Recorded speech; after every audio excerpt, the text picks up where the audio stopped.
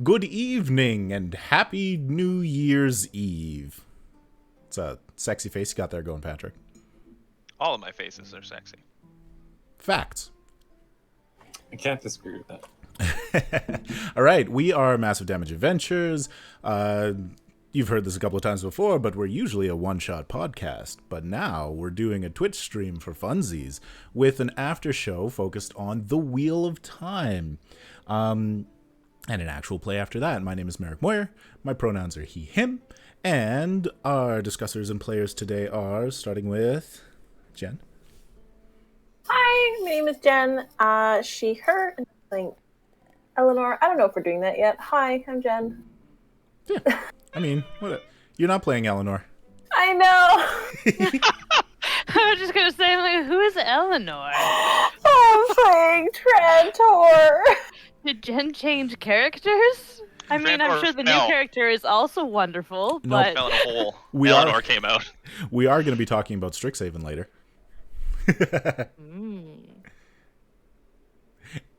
Tim, go ahead. Hi, my name's Tim. Pronouns are he, him. Moving on. Hi, I'm Patrick. My pronouns are also he, him. I am not playing Eleanor.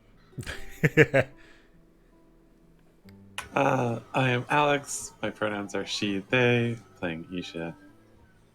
Yeah, just marathoned the whole thing, so I'm ready to talk about it. Yeah. But also cheese it. It's the fuzz. yeah, no kidding. My name's Nicole. My pronouns are she, her. That's it. I'm also not playing Eleanor, although I think it's a very pretty name.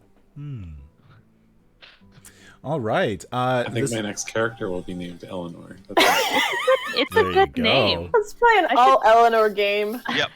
I should make a character named Eleanor. It's a great name. We're gonna make a It's a D&D party. fantastic name. You know what? We're all playing clerics, and they're all named Eleanor. No, I'm gonna make a male elf, and his first name will be El, and it'll be the apostrophe Lenore. Love Oh, it. There you go. perfect. Okay. So You good. called The Legend of Rigby. No. Instead of a D&D campaign, it's like an MCU, but you're all variants.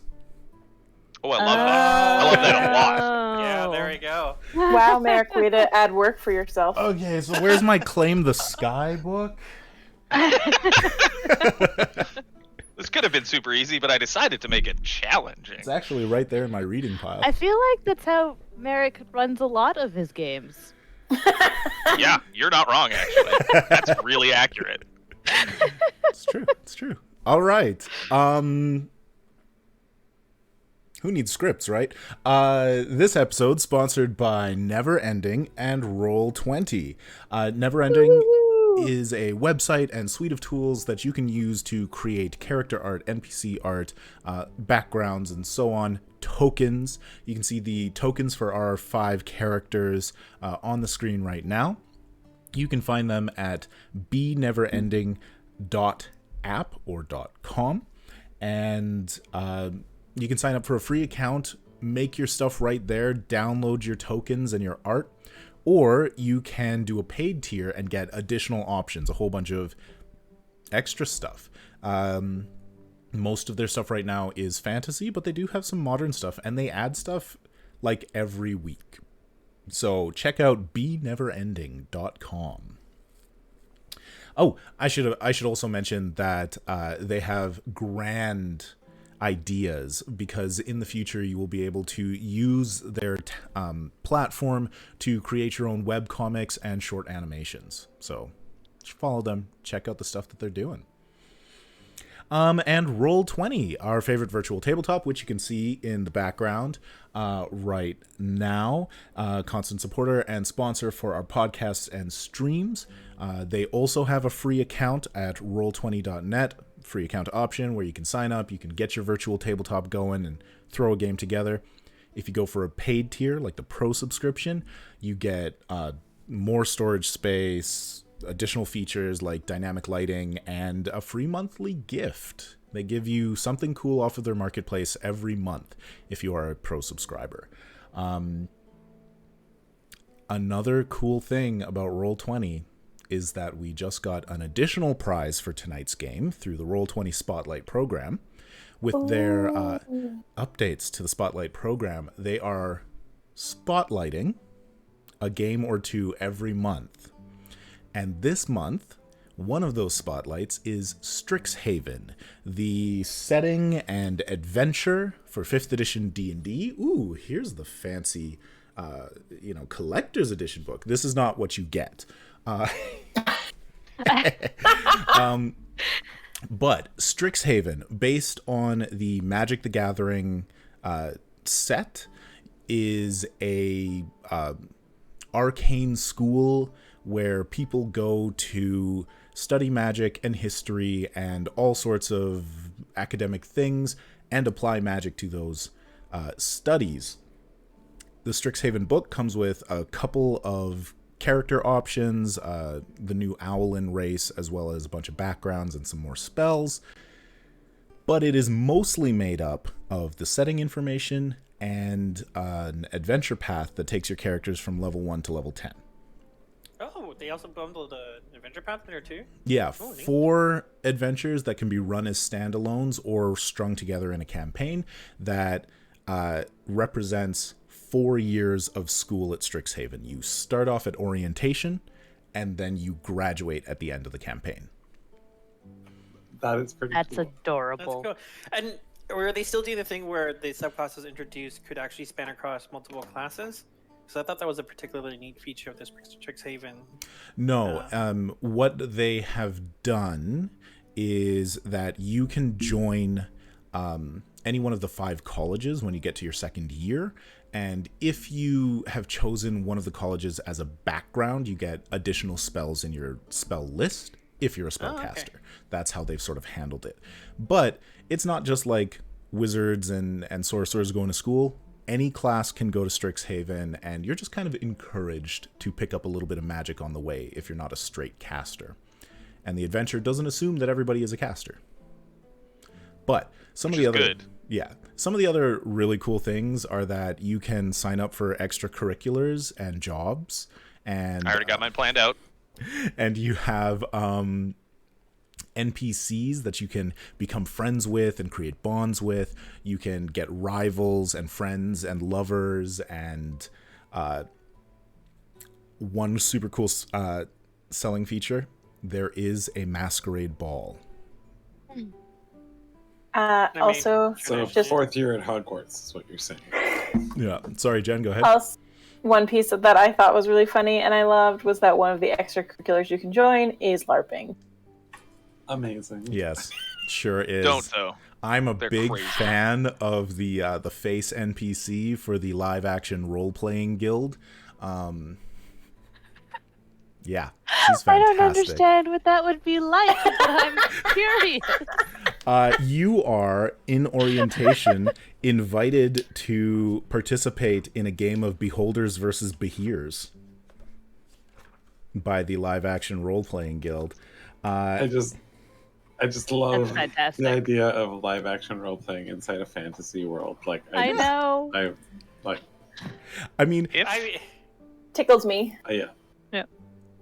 I think it's super fun because, of course, you're at a school full of academics. They're not all adventurers. Some of them are very powerful spellcasters, but like they want to pretend that they're sword and sorcery barbarians out there. mighty fuse.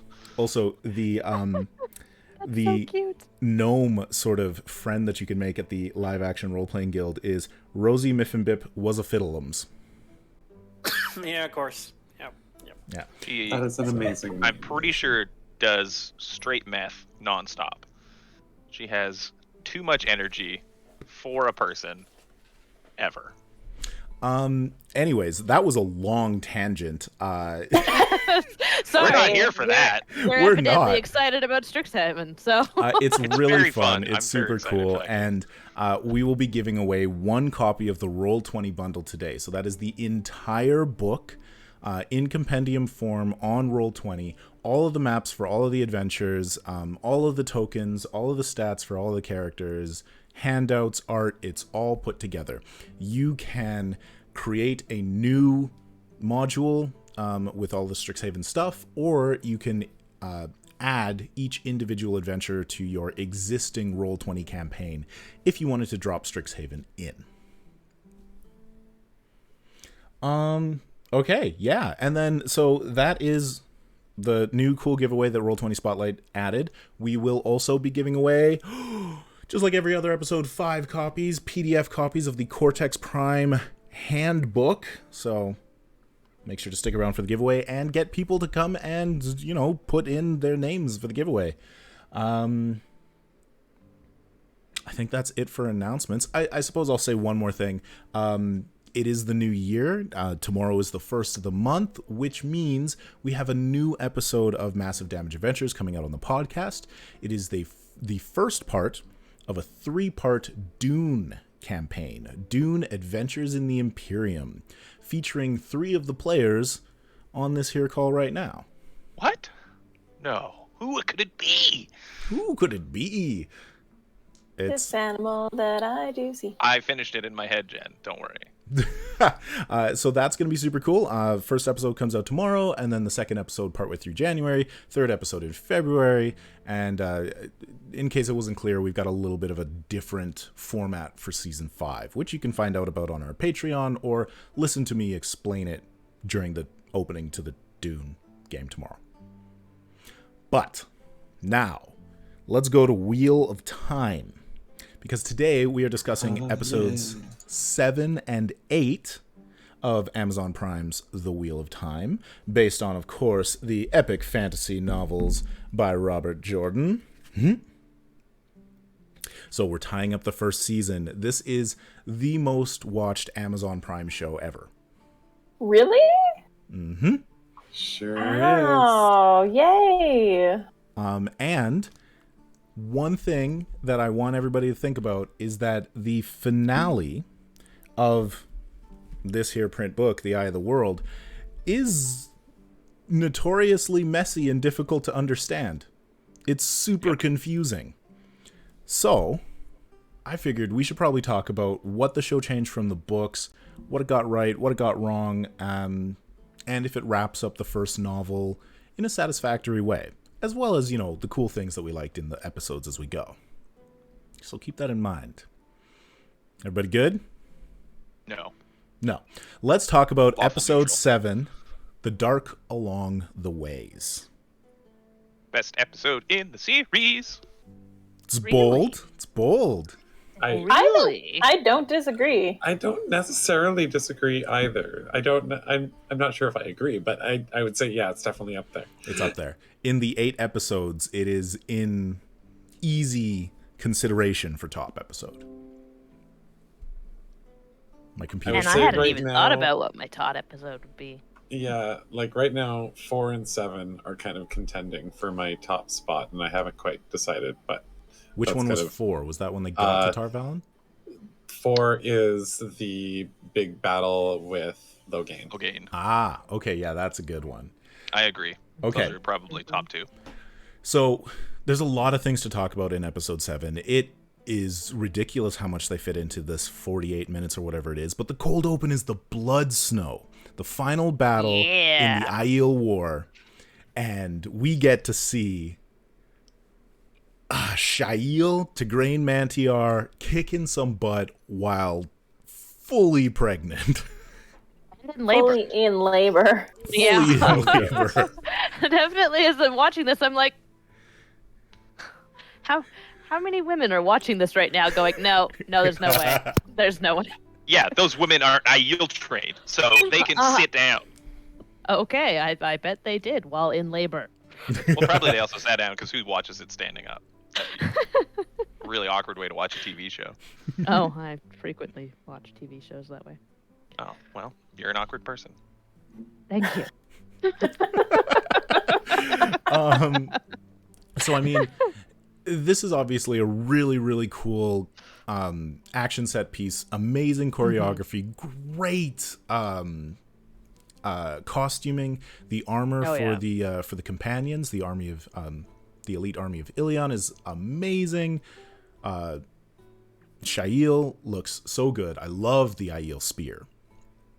Oh yeah. Any details that stick out other than the incredible brutality? It's she definitely kicked butt and was there to kill people. Yeah. This is serious, awesome choreography. Well, Yeah. I think I just kind of circling back to the whole being pregnant and fighting. I want to I think they wanted to drive home just how serious the training of the Aiel were. That this woman in labor can still put through the effort to murder that efficiently. Yes. Whilst in the throes of that much pain and whatnot. Yeah. So it's not like all Aiel are like that, but the really good ones are all like that. Yeah, she definitely was. Pain seemed to be more of an inconvenience to her than anything else. It was like, let's take a quick break. Back at it. Yeah, Just pretty killed much. a couple guys, so we can just chill for a second. Oh, there's more guys. All right, well, I'll kill you in a second. Just hold on. Dealing with something here. She's like, she took her veil off, totally like, okay, battle is done. I can like get to this pregnancy now, and then, shit.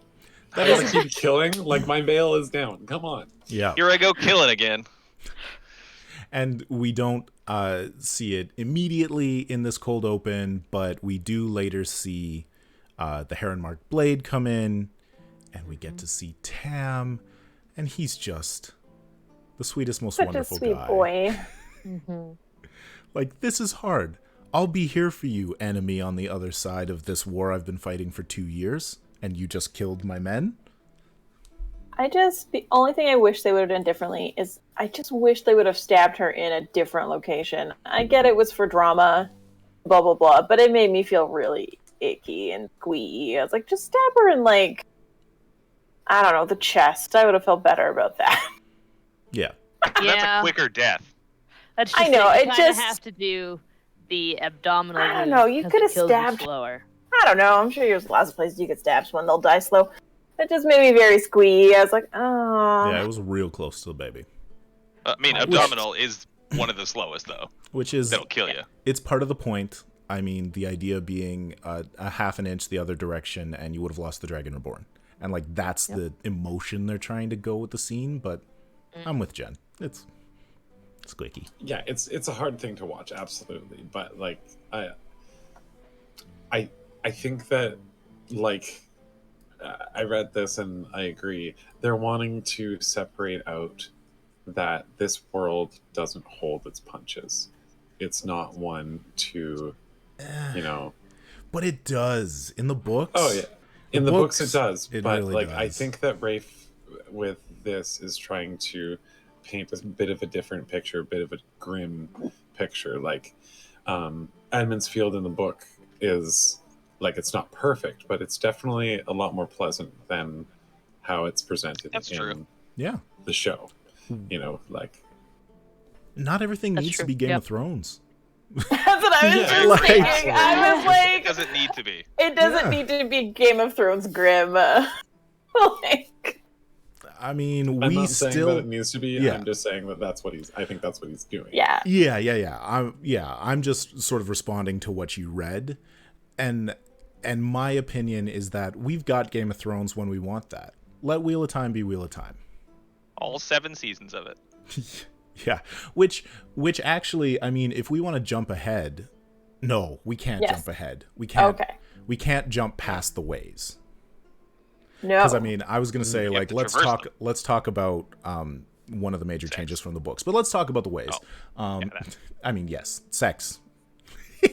That's a change from the books. Okay, so we pop back to our characters. We're in the ways. They have the argument about going back for Matt, and I love how much Rand has Matt's back here. But Boys who grew up together. yeah, but it's totally believable that they're just like, well, we can't. I mean, because they've done this, the ways have to be opened by channeling. We can't channel because there's this other danger. Moiraine is going, and we're gonna die, so we gotta go. Yeah. Yeah. And Yeah, honestly, you kind of. they're like, oh, we got to worry about Matt. We have to we have to save him. Do you know where you are right now? He is Yep. standing in a field. He's a million times safer. If he just wandered into the woods, still safer than you were going to be. Yep. Yep. Yep. And there's a city not that far away. He's lived in half wilderness his entire life. He'll be fine. Exactly. Yeah. He's probably okay. All right. Yeah. Visually, for the ways, how did it stack up to people's expectations? I loved it. I really liked it too. was Like, nice. it Yeah. definitely wasn't like what I envisioned in my head when I read the descriptions in the books, but for a visual representation on screen, I think it was perfect. One thing that they shifted dramatically was they always mentioned how quiet the ways are. that it's just like deathly silent. But I love the inclusion of like lightning flashes, and it like highlights the like, just like you get a quick flash of like the bridges around you and how scary it looks, and then it's just dark again. It's just pitch black. Yeah, that's Well, a good and point. it kind of brings up that question about like, okay, what was here before? Like Moraine and Loyal kind of touched on it, that this was different at one place. time. A place. There used to it be did- trees with fruit and the grass Because- was... Sorry. Yeah, I was gonna say, like, I really liked the look of the hexes. It really made me think of like a dungeon crawl. Loved it, but it also made me laugh because Loyal did say like these paths used to be covered in grass, and I was like, well, so they like had these hexes under the grass, like. What, you got to put the grass on something, Jen. Yeah, Don't just be grass. it needed the shapes to hold on to the dirt. Yeah, that makes sense. Sure, that's the I reason. mean, it's Go it. it's made of magic, so yes. Magic is hexes. We've learned this from Yeah. WandaVision. Yep, it's true. Oh my god, Magic that's the requires secret. geometric shapes. Yeah. Okay, so they travel for a little bit. We get some conversations. Everybody's uncomfortable. We learn about the ways. The guiding is all scratched up, foreshadowing something coming up. And then everybody's, hanging out for they're bedding down for the night, and we get our first hint at one of the changes from the books, which seems to come out of nowhere. Rand and Egwene settle down, and Perrin looks like uncomfortable, and Nynaeve is watching, and it just seems like an odd, out of place scene, and then gets explained later in the episode, which, spoiler alert, I don't like. Ditto. Spoiler alert: fart noises. But then, when Egwene is woken up, did everybody catch the whistling? No, I don't catch anything. Yes, I Egwene- did yeah. hear the whistle. Egwene is woken up by Padden Fane's whistling. And as she goes to fucker. and as she goes to check things out, a freaking Trolloc appears. Yep. And in another wonderful fake, which we get revealed at the end of the episode, Egwene channels, and we gotta run. And then the lightning in the background just reveals Padden Fane for a split second, and it's so good. I had to have Meric show me all of Padden Fane's appearances, because I was like, I didn't see him once. He's sneaky. Like I think half of them I I've caught didn't- about half of them. Yeah, half of them I didn't see my first watch through, and then like when I went through, I looked for like a post that said like, here are all his appearances, and I'm like, oh yeah, there, sure enough, there he is. Well, Like, when bam. Meric was like, and here he is, and paused, and I was like, how the hell did I not see that? He's just sitting there. It's just right there. And there's that awkward scene. It's in the previous episode, I think, or even the episode before, where they're just entering Tarvalin, Rand and Matt, and there's that like awkward scene where they Episode found 5, the inn, and there's just this weird scene where it just like pauses on like the intersection, and I was like, that's a weird scene to just weirdly linger on. And Merrick's like, yeah, it's because Padden Fane's right there, and I was like,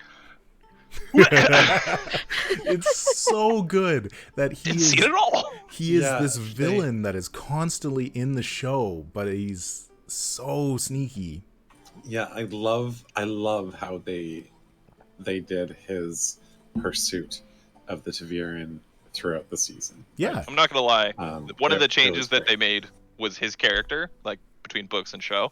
It's my favorite change. Yes, it's a fantastic I much change. prefer the thinking weirdly casual, calm Padden Fane to like the sniveling demon wretch. Yeah. Like, the dare eat you.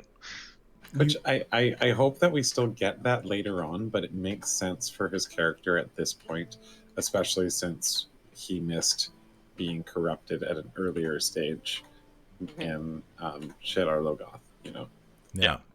I like it. I really like it because it gives us more depth to what dark friends look like. Like, Dana did really, really well to show us what a dark friend could be.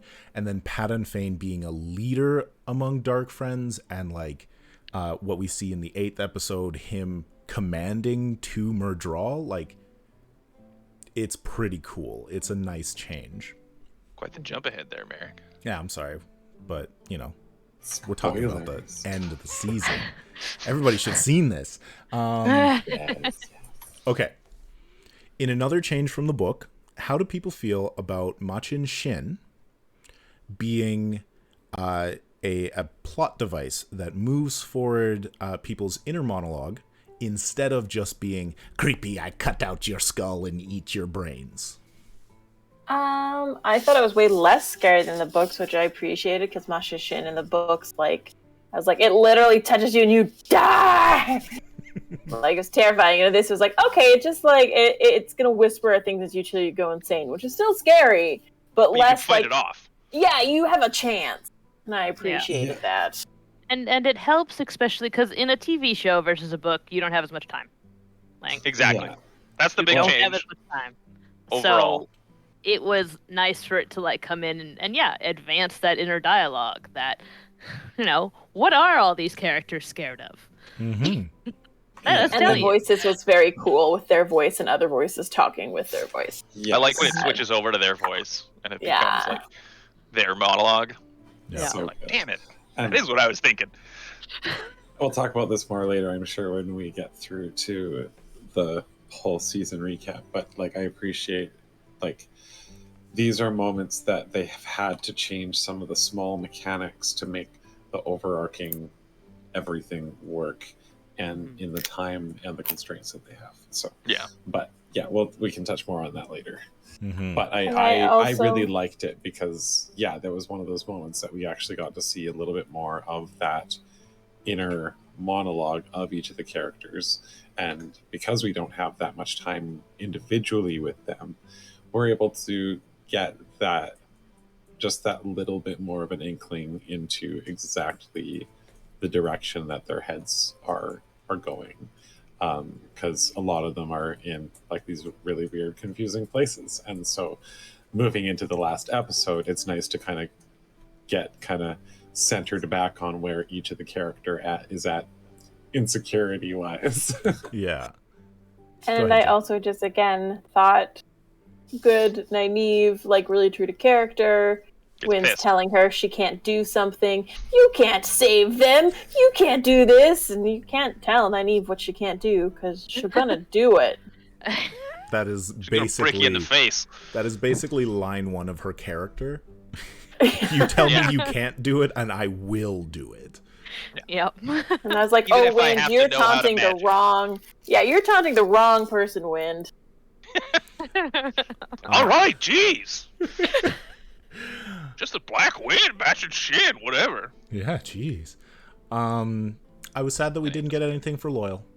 We didn't get Loyal's inner Yeah. monologue. I mean, There doesn't need to be any. He's fine. He's got books. no, the Machin Shin is going to say, "It will burn your books. You're going to lose your books in a river." And he's like, then I'll get more books. Now it's gonna be like, I was All right, just see gonna you say, later. he seems like a difficult person to you know, to rattle. He'd be like, well, all right, I guess that's the way life goes sometimes. He Then doesn't you just have go- any feathers to ruffle, that's for sure. Hey, Yeah. were you supposed to leave the steading? And then he's like, exactly. The one will just be like, and you need to talk faster. No, faster. Talk faster. No, pretty lady over there. It's going to say, "Loyal, son of Aaron, son of Halan, you need to call your mother." I don't want to. No. Ah! Okay, so we leave the ways. Yay. Everybody is upset. Oh, Yeah. We have to change. I where want to we're talk going. about one more thing about that too, just with the ways. It was like a really nice, they did a really nice shot where they had Maureen on one side doing her awesome opening the ways dance, which looks amazing. And then with Nynaeve on the other side doing a similar pose, but not doing any of the fancy handwork, just doing like straight up. Hunched And it was really shoulders. cool. Shield us. Juxtaposition of like someone trained and like versus That just was someone neat. with power. And just Yeah. someone strong. Yeah, Nynaeve is just raw determination, and Moraine's just like, no, there's actually a solution. Yeah. We should have, like, Yeah. do Hit it things. with as much strength as possible, like a brick in the head. Yeah. Okay, I guess. Yeah. Well, Nynaeve is kind of the magic barbarian of the party, so. It's accurate. It's accurate. That's a very accurate Dead. statement. Uh, She doesn't channel until she rages. Yeah, it's true. I love it. Okay, so we leave the ways and we get to see our first view of the fortress city of Faldara in Shinar in the Borderlands. Excellent location, beautiful. In the books, it's very unclear what it looks like. I really like this visualization. It's cool. It looks like a fortress city. Yeah, and especially with it overlooking Tarwin's Gap, you get a sense of the scale, you get a sense of the stakes. Like, top-notch. Like, great visual design. Top knots. Top-knots as well. Also many top. And we get introduced to probably everybody's favorite Shinaran character. That's not true, but many people love Uno Nemesta. Our foul-mouthed guard who calls Lan a bloody bastard and welcomes him with a hug. Got a big old eye patch. Looking forward to more Uno, sort of, maybe. We'll talk about that. So, another thing that's different from the books. Egelmar Jagad, one of the great captains of the Westlands. There's only 5 great captains in the Westlands, so he is considered one of the best military generals in the known world. And in the books, he is incredibly helpful and supportive and kind of sucks up to Moiraine a bunch. And in the show, he is not.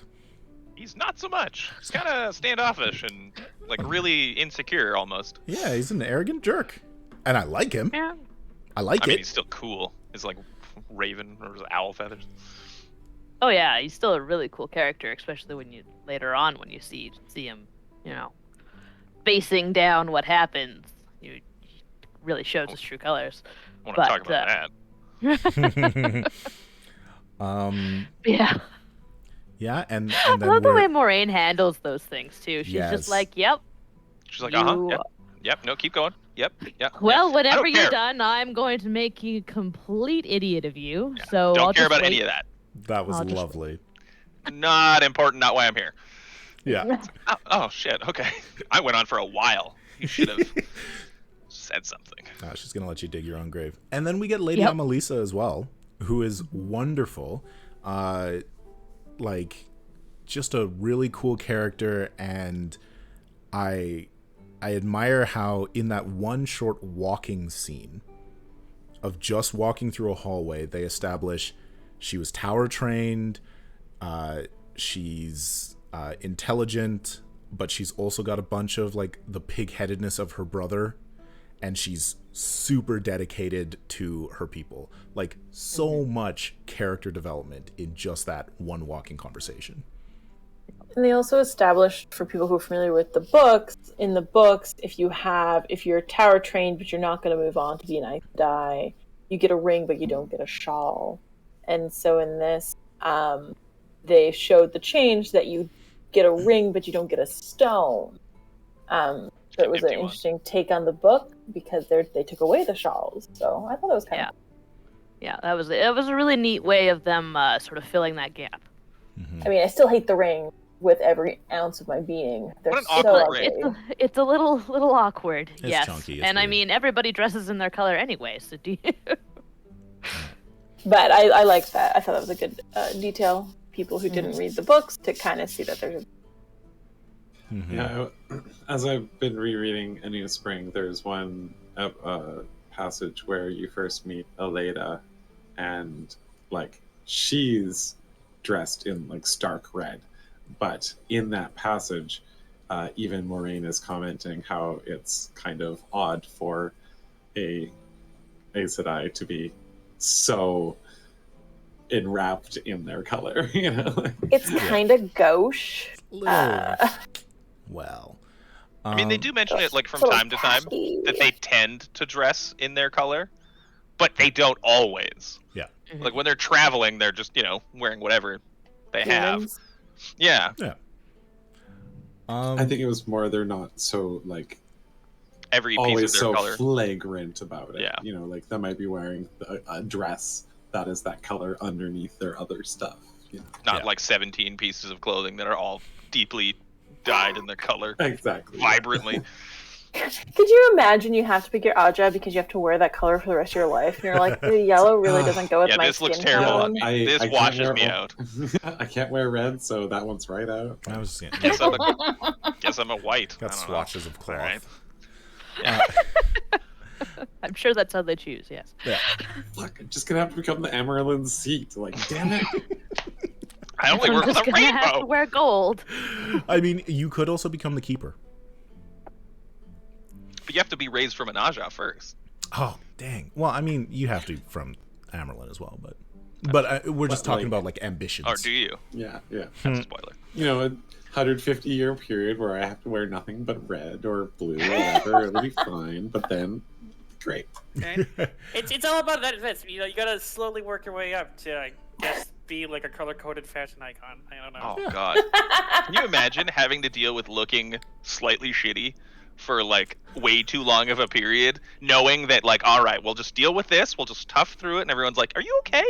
You don't look your face. You look a little sick. Are you all right? And you're like, it's just that it just doesn't work. Just give me another 75 years, and I'll be looking great. Yeah, but here's Every the day. thing. But like, I feel like after a certain amount, like after a couple decades of this, when you're really comfortable in your power, no one would bring it up because it's suicide. They would just think it though, They would think it, but when and you'd be like, when oh. what do you care? Like, what do you People care? would be bringing you like drinks, and you'd be like, I don't need that. I'm fine. I'm not sick. Jeez. All right. So Anyway, very soon we're going to be talking about the confrontation scene, which I really want to discuss. But before we get there, we have to talk about Min, who is introduced here at the end of the series instead of right at the beginning of the book in Berlon, which I think works really well. It's pretty cool. Yeah, it was a good place to put her. Really, I mean, Yeah. you didn't. Once they again, had to you skip didn't have over time Barrelon. to put her anywhere else. yeah, they skipped over Barrelon and Camelin and everywhere in between. Yeah. So And there's Alice is and they had to put her skipping- somewhere, and this is a great place to throw her to lock her in. and skipping over Barrelon and putting her here just really drew to my attention how useless Barrelon was. I There's mean, another great place you could put her. it's a book series, so there is a lot of like, much like Lord of the Rings is frequently berated for its traveling. You're filling pages with traveling to get more perspective from characters and what they're feeling, which you can't do in a show because it can't be 75 episodes in a season. So you have to compress things, Yeah. and you need to pick the point, like the places that hit. And Yeah, Faldara this is was a that smart place. change. Yeah, it was a smart change. Okay. I mean, Camelin also is, but whatever. No, let's just move on past that. So, I think we're getting Camelin in season 2, but we'll get to yeah, that. I'm sure we Fucking will. better. But what if it was That's all I'm 75 episodes in one season? I mean, But I'd watch what it. Okay. I would too. So I would watch it 1,000%, Meric. We are very unique people. in the books, when Min sees a vision around somebody, it's usually something small and sort of floating around their head. At least that's how it's described, and that people who channel and warders usually have many sort of constantly going until she focuses. How do people feel about the visual representation of her seer abilities, which they name in the show, which they do not name until spoilers? Yeah. I liked them. It really. I always pictured her visions as kind of like auras, and I think they really did that in the show. They like, okay, here's like she's like, okay, here's the physical version of the person, and then here's the version that I see, and they kind of superimposed it. I thought that was really cool. I was imagining it as like, and the way she describes it in the books is it's never something super clear. It's never. It's just like a little piece of something, like a jagged crown or a halo or their face covered in blood. It's just like real minor things. It's never something like super distinctive, like Rand carrying a baby. Yeah.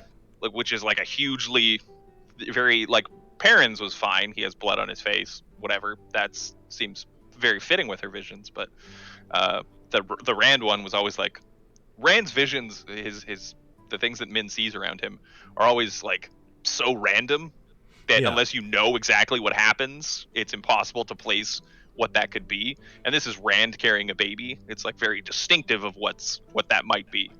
And one difference is that sometimes she gets the knowing of the vision, and it's a very, very specific, like one-line detail where she goes, "I saw a knife with blood on it, which means they will be murdered in an alley." Like she gets something super clear that also doesn't help. They're gonna get married. Yeah. Some kind of thing. For me, like all of the ones that we see, the Rand and the Perrin one that we see, we don't actually get to see Nynaeve and Egwene's. They're okay, but the sparks are perfect. I loved it. They are exactly how I picture from the book, where they encompass everyone, and they are trying to fill the darkness while the darkness is trying to eat them. Perfect. And that they're connected was, I think, my favorite part. That they're all when they're woven together, it becomes stronger, and the Fireflies are fighting back against the dark. Because they need to be together. That's a crucial fact throughout the whole book series, is that when they're apart, it's much harder for them. I mean, in the books, it's just the three boys, but it shouldn't be. Whereas the other ones are also incredibly crucial to the survival of the world. Anything else we want to talk about with Min? I liked her hair, Meric. Or was it Jen who didn't like her hair? Yeah, I didn't like her hair in the bar. I did like how they did her hair when she was leaving the city. I liked her hair. Episode. Well, I liked her hair in the bar because it seemed practical. Like she was all pinned up, and she's working. No, it was fine. It was just they took extra effort, and this is just a really picky thing, to tease it extra high. Like they could have teased it an inch less, and she would have looked not like a rooster. Like for some reason, they just extreme like, "I want to speak to your manager" teased it when they could have like toned that down a bit was my problem. But okay, it was fine. So what if in canon she teases her hair to appear taller because she's working at a bar where a bunch of dudes are, so they don't look down on her? Right. So is that canon? I'm pretty sure that she cuts people down with her razor wit. Yeah, Min's not. I think she doesn't pull her punches. That's for sure. Well, I mean, Min has always never cared about her appearance. She's always just like, whatever, it's comfortable. I wear what I like, and ladies are like, you should like wear dresses and put makeup on. She's like, that's really stupid, and why would I do that? How about that's my favorite thing about Min. I was gonna say the one thing about her visions that left me like a little, but I think it'll be fine, is that I don't think they made it very clear in the show that she'll see multiple visions for people. It seemed like they really just focused in on like one per until she talked to Rand later and then mentioned like the three women but she mentioned it, 3 beautiful women. But she mentioned it as a joke. Okay. So I didn't think it would get across to people who hadn't read the series that these visions are actually so much more complex than they had depicted, and I was just kind of really disappointed in that because they are. And for those main characters that are Taviran, the different symbology she sees for them is like off the charts. Yeah. Mm-hmm. Yeah. Symbolism. Well, I like this is obviously not the last we're seeing of Min, so I'm sure that it'll get expanded on. Like, there's quite a few things that I think that are going to get expanded on later. It's just that they've just been barely introduced and are being teased at now, and we're going to see the fruition later on. Yeah, exactly. Okay, so let's get to the confrontation scene where we've got to have some interpersonal conflict on top of the existential war that's going to happen next episode. But I'm out on this. I hated this whole scene. I'm gonna punch someone. Yeah, I don't like it. I'm out. Felt completely unnecessary. So I mean, It is unnecessary. It's a filler It scene. was totally. all it It's a does, filler thing that Yeah. doesn't need to be. all it does is split up the characters so that they're angsty and angry when other things happen to them, when they could just be angsty and angry from being in the Borderlands, torn away from where they are, having just had Machin Shin in their head, facing this. But anyways, okay. So Moraine sets it up and says, anyone who's not the Dragon Reborn is going to die. And Nynaeve, of course, says, well, then we'll frickin' decide if we're going or not. And Moraine storms out. Egwene, true to character, self-sacrificing immediately. The world, so I'm in. Nynaeve calls her on it. Egwene calls Nynaeve on that. Like, if it was anyone other than Moraine, you'd be in too. Yeah. Those are all, like, true, really good things. I wasn't super sold on Perrin being like, but what if, but what if, but what if? It seems like Perrin should have just been, sitting in the back taking it all in. Like As Perrin. he does. As yeah. Perrin does. And then Quiet boy. we get the argument about Matt, which feels a little bit off because Egwene's... Yeah, and that's again, like, Matt's, kind of supposed to be there. Yeah, and, like, I could see Egwene being kind of dismissive of Matt this way, of him being potentially the Dragon Reborn, but not to this extent. She just seems really bitter and sour and eye-rolly, and I'm just like, And then it flips back later. Yeah. And she's like, I've always loved Matt, or, like, supported him. And I was like, well, you were just shit-talking him, like, 5 minutes ago. Yeah.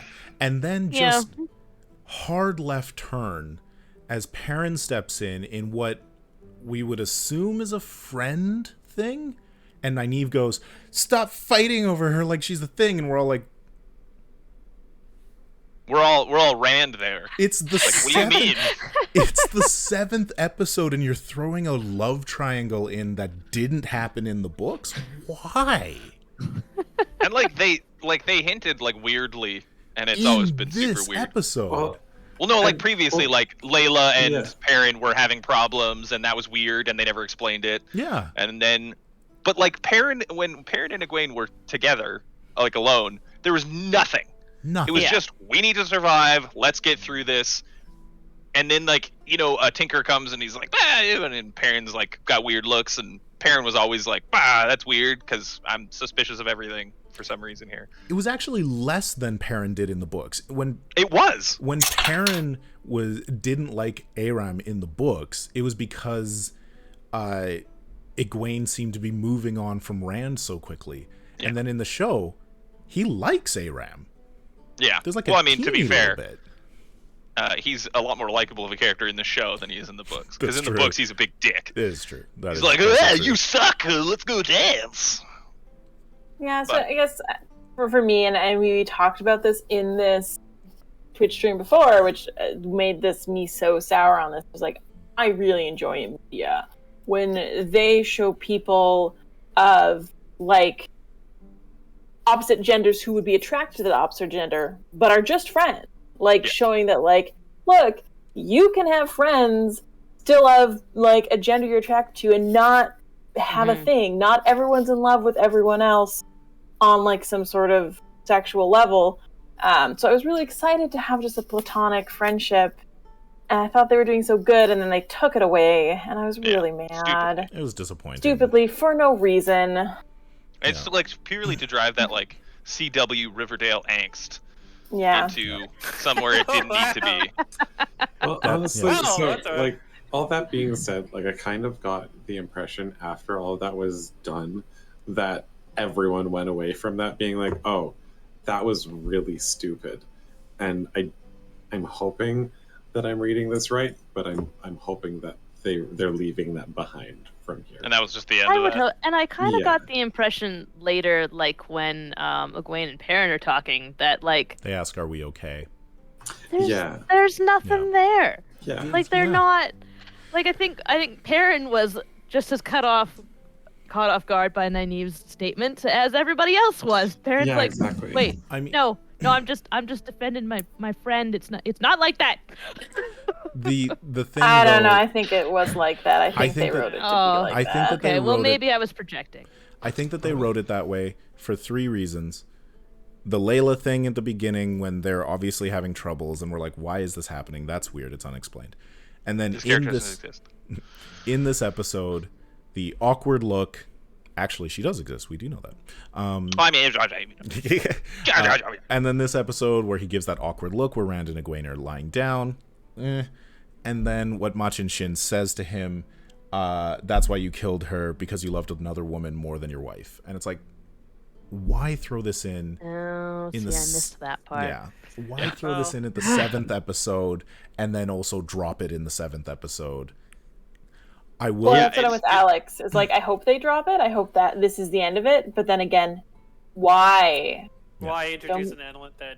Well, to be didn't fair, a lot of show, and this is just a show thing, is your first season is feeling out what people feel about Yes. your show and True. what you need to go for. So they throw things out like character conflict, relationship conflict, to just see what's going on. Just to what can we work with Yeah. going forward if this is going to be a successful show. What do people like? What do people not like? We have to try out things. Right. So when the show writers watch this Twitch stream, please listen to us I when have we a all say we hate it. Yeah. I've got 2 things to add to this. One is slight spoilers past book 3. That's our cordial rule. But the writers must be thinking about foreshadowing Perrin's later conflicts in his relationships, which I'm not a fan of, because That's dumb, if that's the truth. those conflicts later on, I don't find them very compelling. I don't either. I hate them, and they're so dumb, and it's a dumb thing, and I always get mad every time it comes up. Yeah. And then Now I'm the other enraged. thing, the other thing that redeems a little bit of the scene and where it could have gone with the Riverdale CW type styling, nobody threw a punch. Yeah, everyone's just... That would have been one step too far, but it easily could have happened. Like if Rand and Perrin started fighting and then everybody starts shouting, like I could have seen ridiculous. that scene going that way, and I was thankful it didn't. Mm-hmm. Rand just realized this is messed up and left. Yeah, I mean, as he does. I guess that's like a small consolation for what is sounds to be a really poorly structured scene. Like, and honestly, I was never too terribly pleased with the romances in the novels anyways, except for one particular couple. Okay, let's go straight to that one right now. Yeah, Because let's I'm talk hoping about that. I'm hoping that Talk you're about talking the about what best we're scene. talking about. But let's talk about great scene work right now with Nynaeve and Lan. Yeah. Land the Myrddraal You kitchen. and somehow teleport. Yes. So Nynaeve Yes. follows Lan out to see his local Faldaran family, the Malkieri soldier who Stalker. saved him, and she's staring through the window, gets like a weird, confused look on her face, turns around, and Lan is outside. Yep. Weird Yeah. cut. Well, I mean, he is a warder, but like, But she was watching him. Like, she could see him at the table through the open window, which, by the way, she was basically like kid in a candy store, like face up against the window, which is Yeah. super weird. And she's watching him, and then she would go, huh, where did he go? There's no time for him to, like, jump out a side window, combat exactly roll what into he the did. street, and then, like, calmly walk up behind her. that's Yeah. exactly what happened. Really random, but also very cool because they go in and they have a lovely dinner and it's just super sweet. And It humanizes Rand a lot more, or not Rand, Lan, more than the books ever do. yes. And his surrogate daddy is just so excited that he brought home a girl. I know. The They're whole all family's excited. They're all like, sit down! so beautiful. Yeah, why don't you sit down, have some dinner? Can I throw a quick little damper on this before Yes. we move on? Did everybody Is it a Valkyrie recognize? Yeah. Did everybody recognize that the woman, the surrogate mother, was in the circle with Amelisa in episode 8. Ooh, no, I didn't. No. That makes me double sad. That is the Oh, same God. woman that we see later with the Kisane. Oh no. It's her identical twin, Meric. Anyways, okay. She's fine. Shut up. So they have a Why lovely did you do dinner. that? Why did you bring that to me? They have a lovely dinner, and then they go off to the rooms, and Nynaeve wants a kiss, and Lan does There's not that give awkward her a kiss. Standing at the door. So Nynaeve kicks the door down. I would have liked more if she kicked the It door would have been down. really good if she'd actually I kicked the really door wanted down. her to slam the door open. Like Yell at pissed him. off Yeah. Nynaeve. She doesn't care. We know what's here, you stupid idiot. And so this is a really nice, like, good foundation, wholesome seeming romance. Like, and it's not as angsty as in the books. What are you talking about? The book's never angsty. I can't love you. I can only give you a grave. I actually pulled the lines because we see it in the 8th episode. So let me just talk about it real quick. But in the books, Nynaeve's line is a wisdom seldom weds. In the show, she says a wisdom never weds. Mm-hmm. And then they cut out all of the stuff where she's talking about how there are like, why can't he love her? Why does he keep making her talk to him about it? It's shaming to her. And it cuts out all the stuff about him saying there are few men who can stand having an Aes Sedai as a wife because her power will dim him.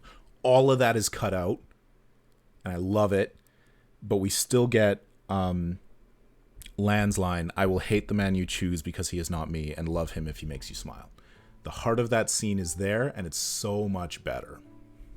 Yeah, I definitely cried a little bit. Like, ah.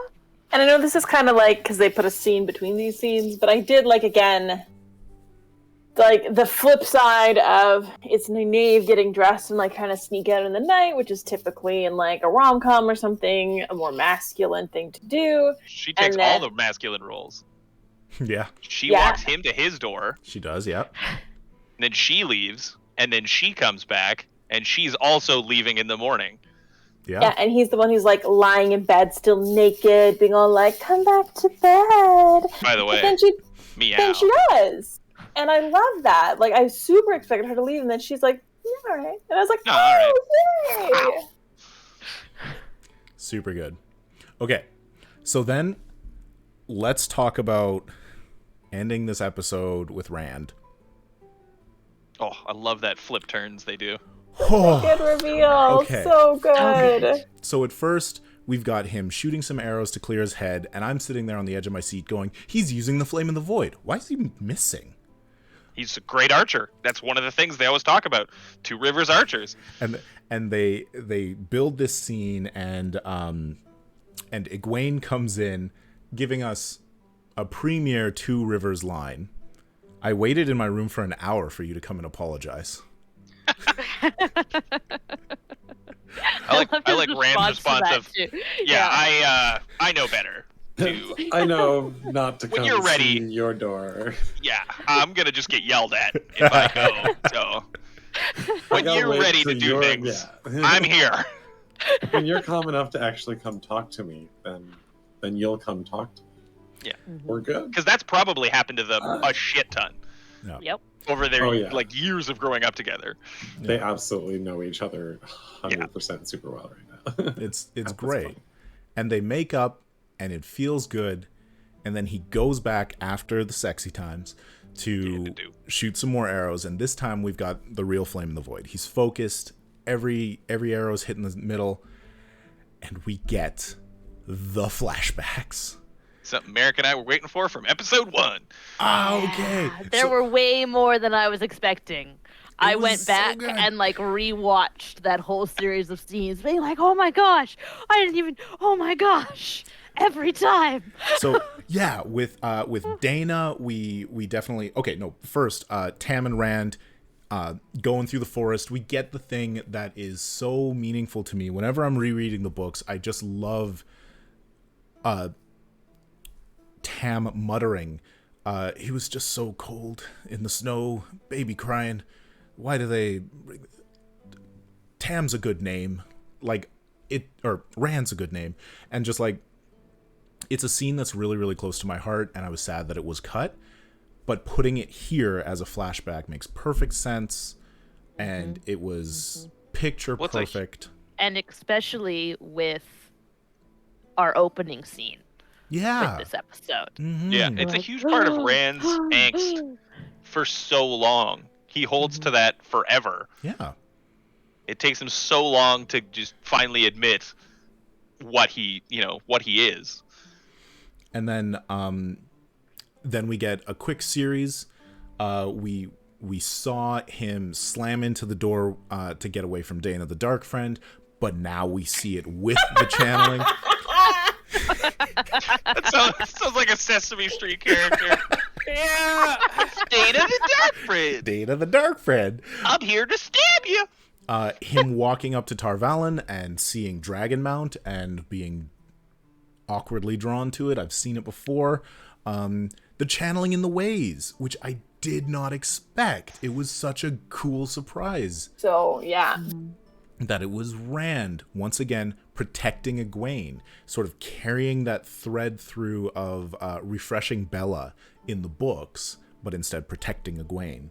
And then Machin Shin. It's said to him, and I've got the line, Egwene will never love you as much as you love her. She left you once because, and she'll leave you again. But it also, revealed later, says, it's you. You've always known it's you. Deep down, no matter how fast or how far you run, you cannot escape your fate. You are the Dragon Reborn. Which is a huge part of character development that in the books was strung out because of all the dreams they would have, where Baalzamon would like approach Rand and, are you the one? Is it you? Is it you? Yeah, and it happened many times, and Rand always was suspicious, and then it's in Four Kings that he channels.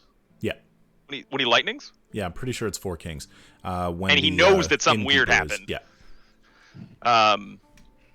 And it's that suspicion that he grows throughout the entire series that, is it me?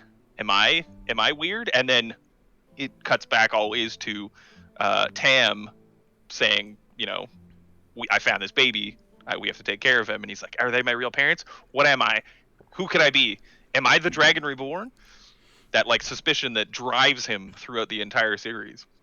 And this scene slams it home, recontextualizing things that we've already seen in the show in a way that the books don't do because we get them as they happen. Yeah. So my question is, how effective was this for you, for people who have read the books, and I guess anybody in the chat who hasn't read the books? How effective was it? And did the mystery of who the Dragon Reborn keep you guessing up until this point? It Me, yes. it was really... so. Sorry, go ahead, Jen. No, I was gonna say they had done enough in the show to change it from the book that I did think there was a possibility they might change stuff a bit, like not have Rand be the dragon, but maybe have like that 5-headed dragon they talked about, or do something else like a little bit different. And so for me, knowing the story, this was enough to make me gasp and was a great payoff. And then I know, at least for one other person who hasn't read the books, like she legit had no idea. And in the books, it's Rand. Like, there's no surprise. They really slam that into you. They really slammed into you. So I really appreciate that in the show they were able to surprise new people who I'm really guessing wouldn't have guessed Rand. They really threw up a lot of red herrings. And people who, like, for me, I was actually like, oh, okay. I just read that book, and I was still like, are they going to change it? Are they going to make Rand not the dragon? That's all Rand has. Is he must channel, It right? sucks Like, otherwise. Nicole, he's what were just you a going to say? guy. I mean, It was just- he's it was a so, really good archer. Sorry, let's go to Nicole first. Well, and he's like they spent the entire series being like, Rand's just a dude. He's just a dude, you guys. He's just a dude, and then that flashback sort of montage of all the times that he the times where I was kind of suspicious that he channeled, like when he busted the door down. I'm like, yeah, you used magic there. Yeah, that wasn't a thing. But yeah, and I love how like the Machinjin is, you've always known. It's you're the Dragon Reborn. And I think that anyone who hasn't, because of course, having read the books, you go into it being like, here's Rand, he's the Dragon Reborn. But like, I think if you hadn't, you'd have been, so surprised.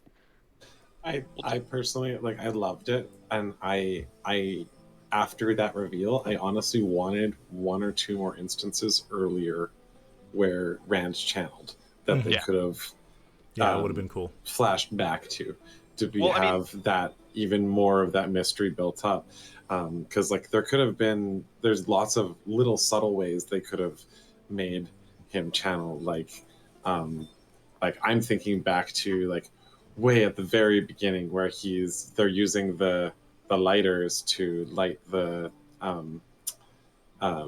lanterns, and maybe he didn't actually flick the lighter, maybe it wasn't working, and he just accidentally channeled and lit it or something like that. Like it would have been nice to see a couple more earlier instances that ability was there to kind of sneak in that foreshadowing. But one that overall, I really liked it. I really like it, pretty much echoing exactly what Jen was saying.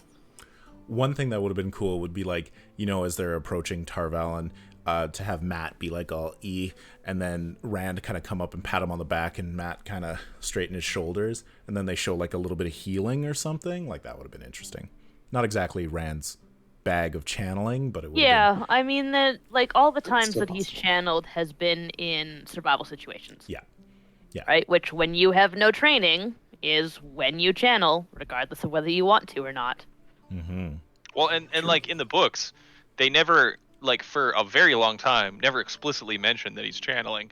Just weird stuff happens. Yeah. And it's just like hints that he's doing it. Like when he refreshes Bella, it's just like, that's weird that your old horse is running like way better than all of these, like war trained horses. That's all right, cool. We didn't need to refresh her because Rand was doing it, but they never say that. Yeah, it's never mentioned. It's just like these things that keep happening throughout where it can't be avoided. That he was doing it without thinking it. Rand summoning the lightning bolt, that is in book 1 at some point, isn't it? Yeah. So like that could have happened easily while he was traveling with Matt, and that would have thrown up a lot of red flags or doubt as to which one of them it was. And then later on, when Matt leaves, that could have left a lot of doubt in a lot of people, being like, okay, so we're fairly sure it's not Perrin because he wasn't around when there was channeling, but like, well, yeah, and that what if it was scene does Matt, take place, and now Matt's not there? Like, what the hell? Like, that's a huge thing. All right, but let's we do get the scene with Min that we kind of touched on and said that she gives a couple of extra things, visions, and we get that cool sort of double timeline scene where the Emmons Fielders are coming back together, and then they realize that Moiraine and Rand are gone, that Rand went to Moiraine in the middle of the night, confesses, and they're out. Off into the Blight. That awesome knocking scene. Yeah, that was super good. But let's move on to episode 8, The Eye of the World. It is 9:10. Does anybody need a break? Should we push through this and take our break after we've done discussing? Yeah. Cool. Yeah, for sure. All right. Episode 8, The Eye of the World, the finale of Season 1 of The Wheel of Time. Ooh. How about that opening scene? Cold opening in the Age of my Legends. When we were watching it, Meric was like, "I hope this scene takes place in the Age of Legends." And then it just like the first 3,000 thing years is ago. 3,000 years ago, and Meric, we're like, "Oh!" Watched it, and there it was. And Yeah. what I think is cool about this is that our Age of Legends peak that we saw in the books, in the prologue, is after the confrontation and the 100 companions. This is before.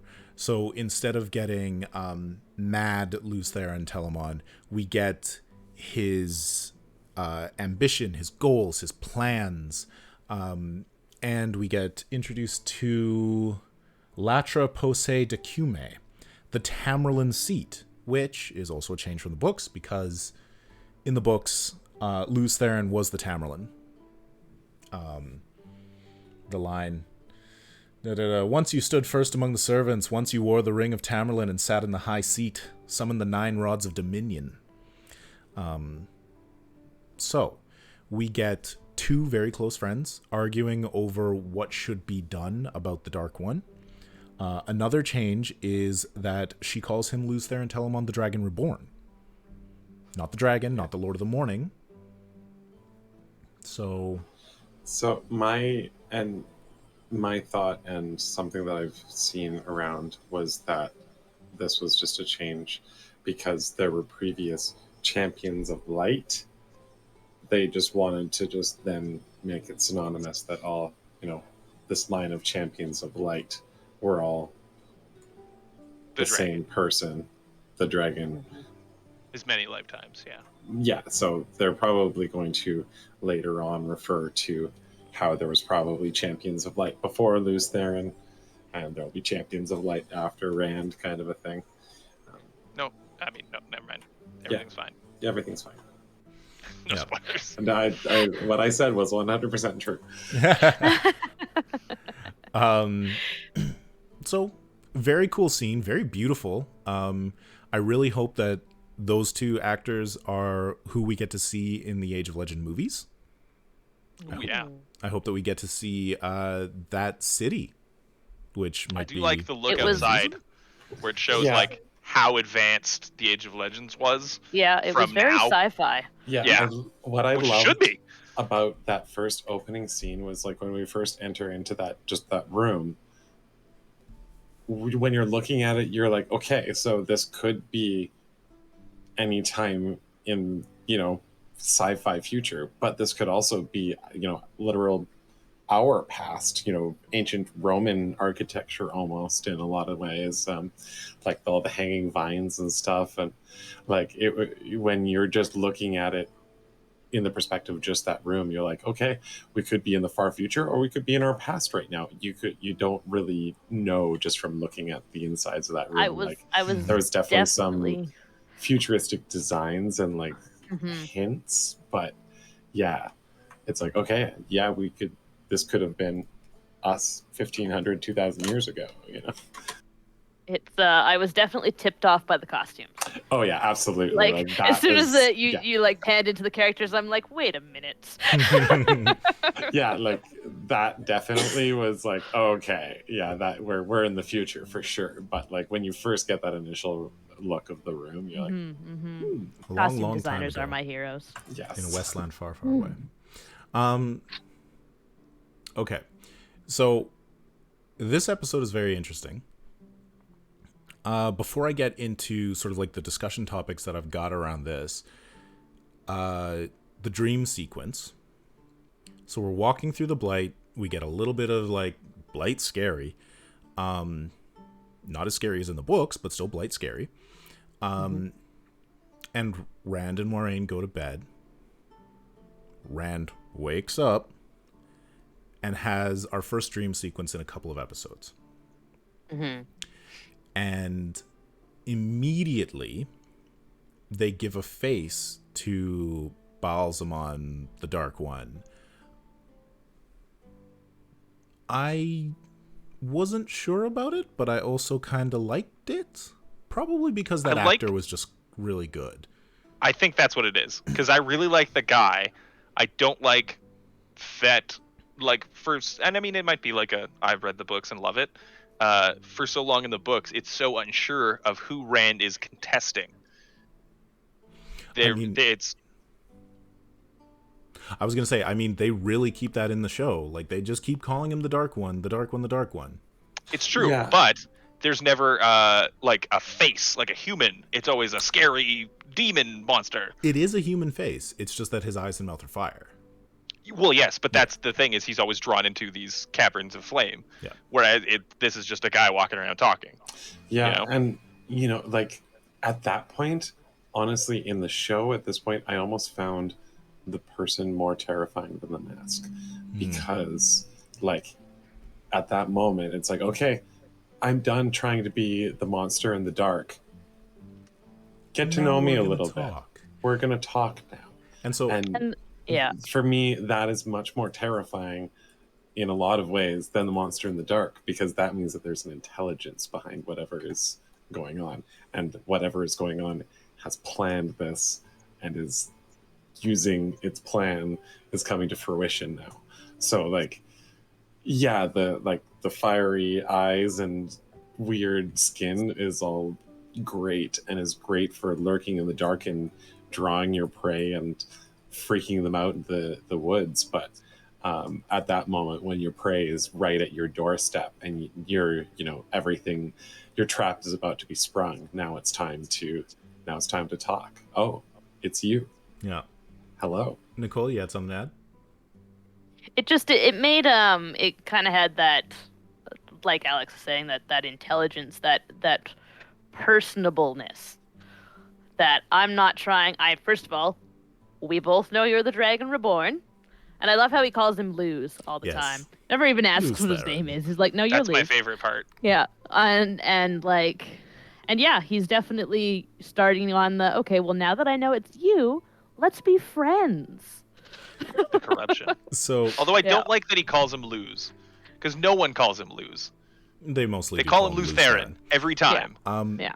But here's an interesting thing that's kind of been woven through the show, because they're mixing the names together. But Stepan, when he was talking about the warder Stepan, when he was talking about the Forsaken, he says that Ishamael is the father of lies. He doesn't say that the Dark One is the father of lies. He doesn't say that Ishamael is the betrayer of hope, which is what it is in the books. It's the father of lies. So then we get here, we've got the Dark One, and his whole speech is so perfectly crafted for people who have read the books to not be sure if this Ishamael, father of lies, Baal Zaman, Dark One character is lying, insane, like in the books, or if the show has changed things. We don't know what's real any more than Rand does at this point. It's true. Also, please, Meric, if you could, it's the Chosen and the Great Lord. Thank you. Patrick just outing himself. Okay, what are you talking about? I thought we had an... I thought we were all... No? I gotta go. I was just gonna say about that scene too. I did really like the graphic they did with the arrow, and as the arrow goes through the head, it sucks off the mask and reveals like the human face. I love that. A cool graphic. That was neat. Yeah, that was. I love the costume. Terrifying.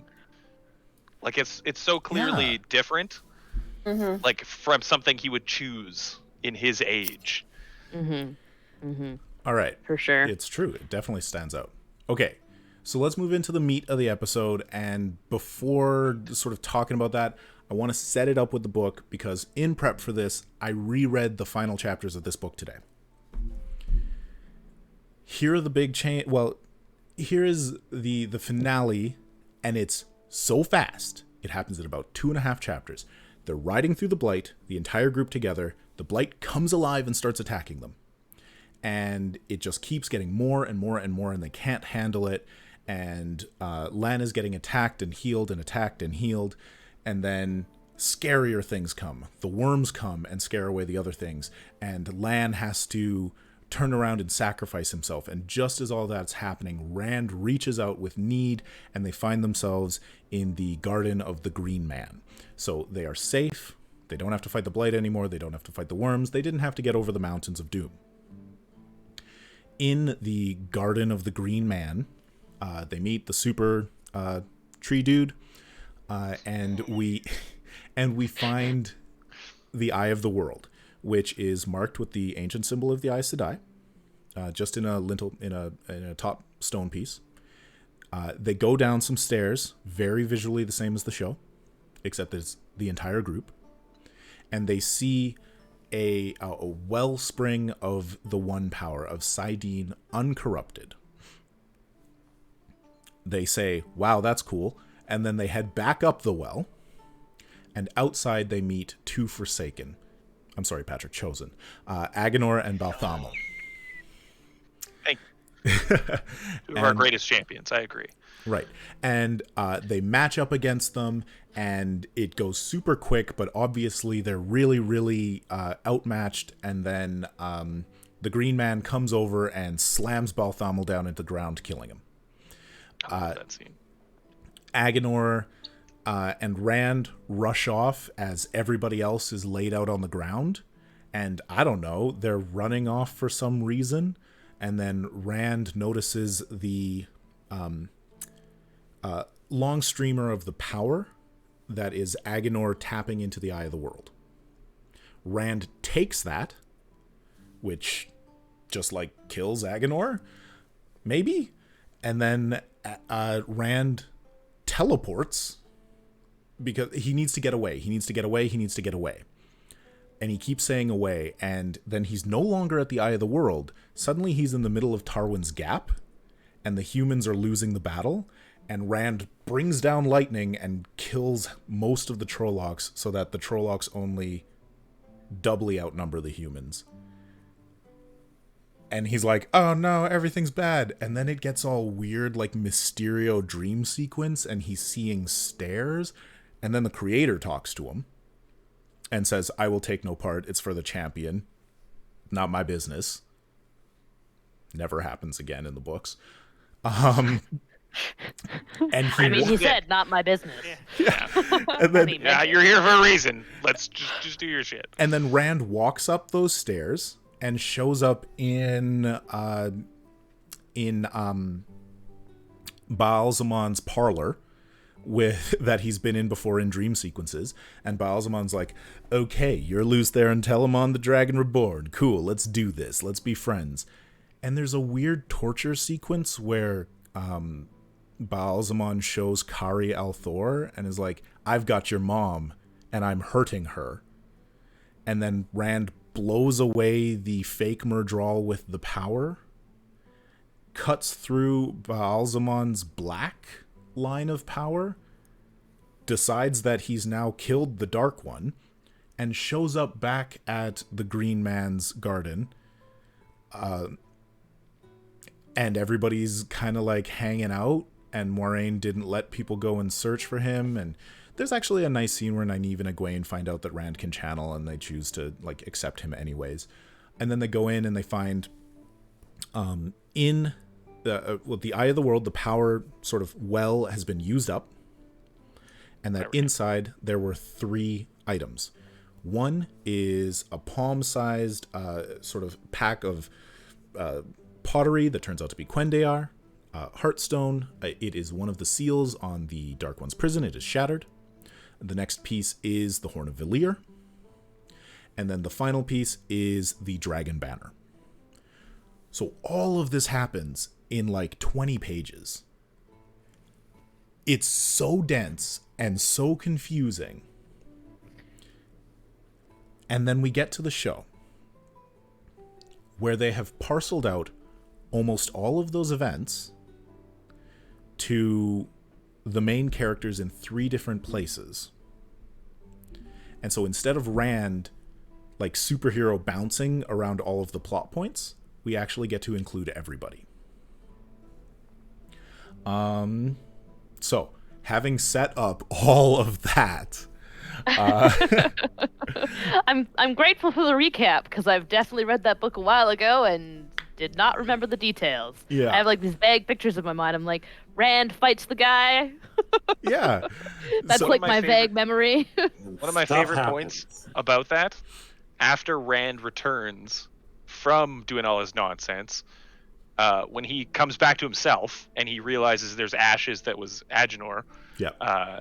he isn't aware of who he is. Yes, He that's doesn't true. know his own name. He comes He knows back and he meets Egwene the is group, important. and Egwene is there, and doesn't know who she is for a second, and he goes, "Ah, right, Egwene, of course, that's who she is," and it's the blendings of the past lives of he was not Rand for a moment when he called lightning down upon the Trollocs invading Tarwin's Gap. That wasn't Rand knowing what to do. That was the instinctual power of the Dragon Reborn, And his the Eye of past the World. lives taking control of him. And I always felt that was like a super important part of his path forward, was he is more than just himself. So, what I want to, and that's a really good point, thank you. What I want to establish for Rand's sort of story here is that when he confronts Baalzamon, he brute forces his way through the solution. He blows up the illusion and then cuts through the thing. So then if we go to the show, and we're not going to like jump back and forth, let's just take Rand's stuff first. We get down to the Eye of the World.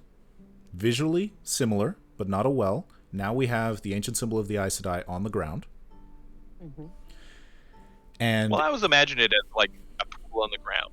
yeah, exactly. It's Because just they go into a cave. yeah, but like instead of a big hole with power there's just like a platform. Yeah. So first things first, Ishamael channels, which to me signals this isn't the Dark One for sure. Obviously, the Dark One Correct. doesn't channel. Channeling is the power of the Creator. Ishamael severs Moiraine.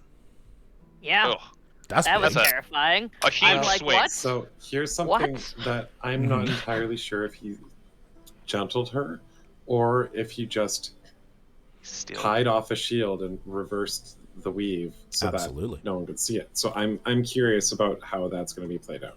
Yep. Because like there wasn't like with Logain being gentled, there was that whole like release and like very emotional, and there was stuff coming out of him.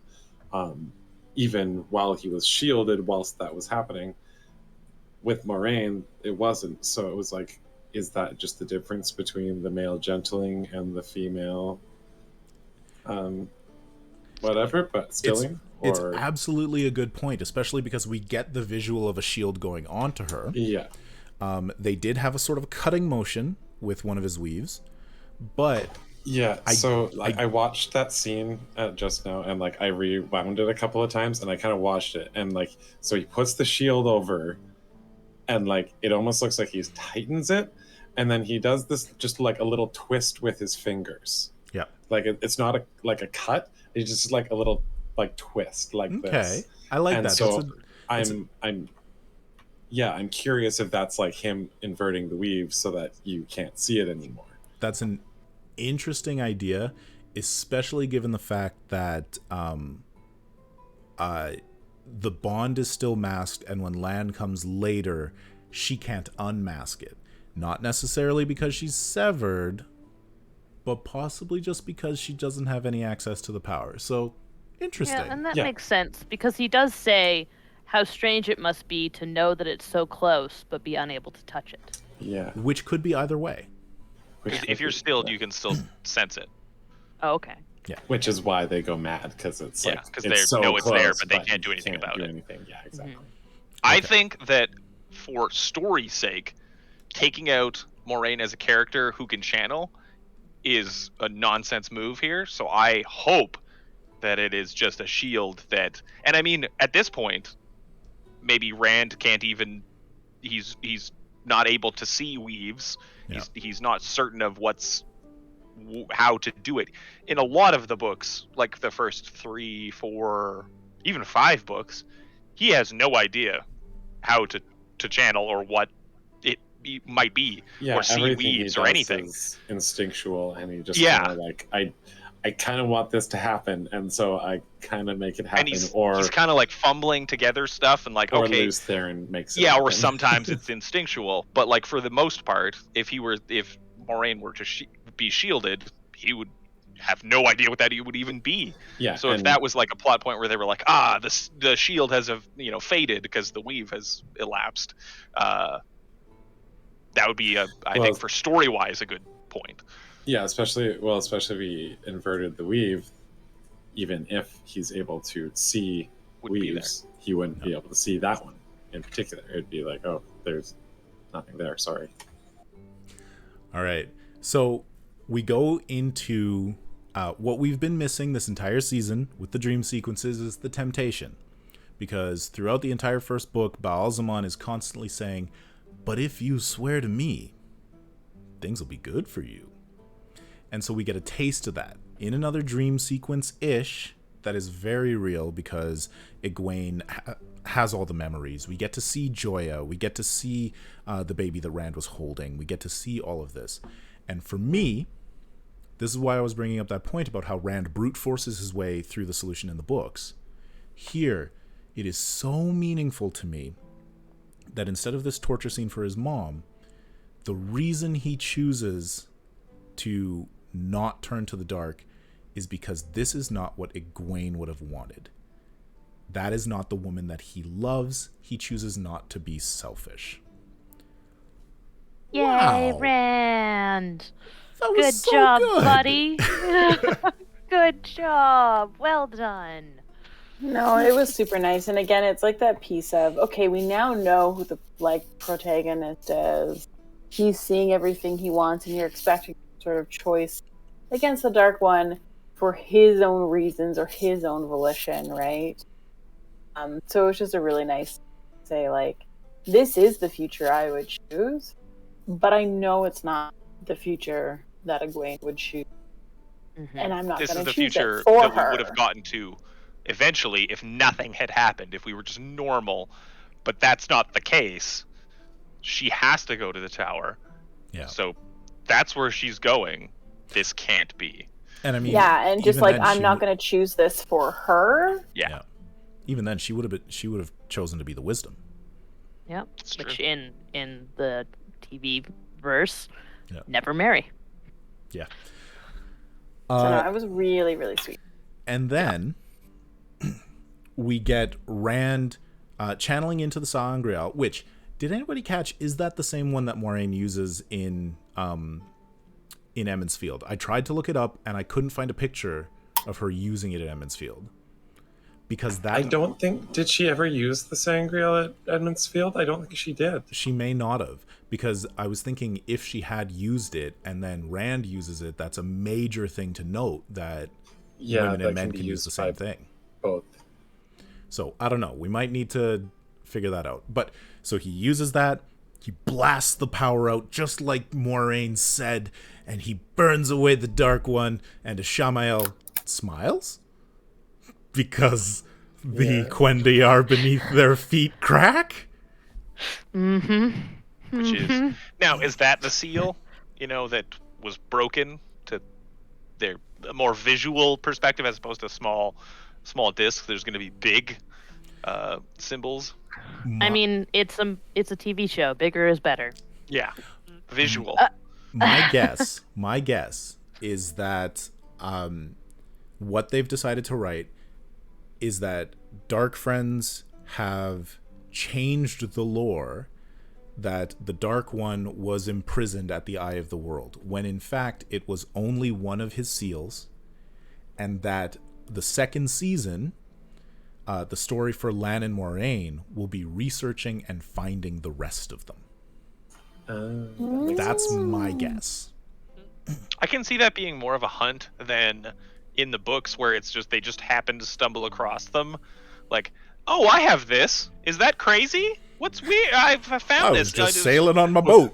What's this thing here? Is this what you're looking for? It This do be strange- something I had before. strange My I have aged no mustache. grandmother. that I have. Bail I Domon don't know should be why. a It's character been that around was for included already. thousands of years, and it doesn't even have a crack or a weathering in it at all. It's I so did strange. once have one of those. Oh, sure you did, Bale. I need that character. I really do. Yeah. He's one of my favorite characters. I was also gonna say that if any of your pet characters, Patrick, were to face that same temptation, they'd fall in a second. Oh, 1,000,000%. I Like have no doubt about that. I See, played here's it- your ideal future. I'd be like, yes! Okay. Except for Aurelian. He never would. No, Aurelian wouldn't. Okay, so that's Rand stuff. I'm going to move on to Tarwin's Gap, but is there anything else that people want to talk about with Rand? That pretty covers it. Yeah, pretty much covers it. He's going to Just- go off on his own now, which is a bit Rand. different. Just that I found the sidelining of Lan for the entire episode incredibly. Yeah, Lan did nothing. Yeah, No, he ran he ran. and then showed up. Lamb. I kept waiting for like a scene when the Dark One or whoever it is like distracted, and then Lan would show up and like do something. But It's like 8 just- seasons later. One he thing I just will shows up say, at the end and is I like, do- "Hey." Yeah. One thing I do want to say is the Blight. While yes, it wasn't as scary as it was in the books, I really enjoyed the visuals of that stretch of it. Like, I guess my headcanon is that maybe this part of it, or maybe all the Trollocs were gathering for the assault, and so they weren't all crawling through that section at that moment. But Yeah. who knows exactly what was going on for sure. I mean, they had to change some things about what was going on because there was only 2 of them going into the Blight. But like, I really enjoyed the atmosphere of it, and like just the general creepiness of like this. You know, it kind of felt like the Princess Bride horrible Yeah. fire swamps The in fire a way. swamp, yeah. Yeah. Yeah, It like, was very oppressive. It yeah, felt. exactly. And like, I loved the little details that went on. Like, the moment that Rand walks in, he has this, stops for half a second and kind of glances back, and in the vine right behind him, you can see the skull has grown into the vine right behind him. And so it's like, okay, that's kind of cool how like it's this creeping thing that seems to just be slowly taking over the landscape. And like, if left unchecked, it will just crawl across the entire planet. It's kind of how it's got that feeling. So Definitely had that vibe. I really liked that about it for sure. Yeah. What I liked was that they go into the Blight and Rand, and they're just like brushing stuff aside, and then like cut to episode 8, and Moraine's like, they find the corpse, and Moraine's like, yeah, don't touch anything here. And it's like, you've been pushing, you've been touching everything, you've been just shoving your face through this whole place. This whole touch everything and it kills you instantly. All right, so before we go to Tarwin's Gap, we got a couple of new people in the chat, and we're running a little bit, later than we usually do because it's the season finale. We're chatting. So I figure, hello, people in the chat. I'm just going to mention that we will be doing a giveaway that will include 1 copy of Strixhaven, the D&D 5e book on Roll20. Full module of that so you can run the adventure, as well as 5 copies of the Cortex Prime handbook by Fandom Tabletop in PDF. And might as well just open the giveaway right now while we continue to chat. So the giveaway this week is the word Blight. So all you need to do is write the word Blight, BLIGHT, in the chat, and you will be entered to win. If you have won on any of our previous episodes, you are absolutely welcome to enter again. Give the code away to a friend. Everybody put in the word Blight. The tweet went out, so hopefully people will be jumping in. Okay. Tarwin's Gap. So, in the books, of course, we don't really see this until Rand shows up and blows everything up. Instead, we get Lord Aglemar and his honor guard reinforcing the keep, and we have the women of Faldara reinforcing the city, and Aglemar crossbows the heck out of some Trollocs until he dies. He does not die in the books. No.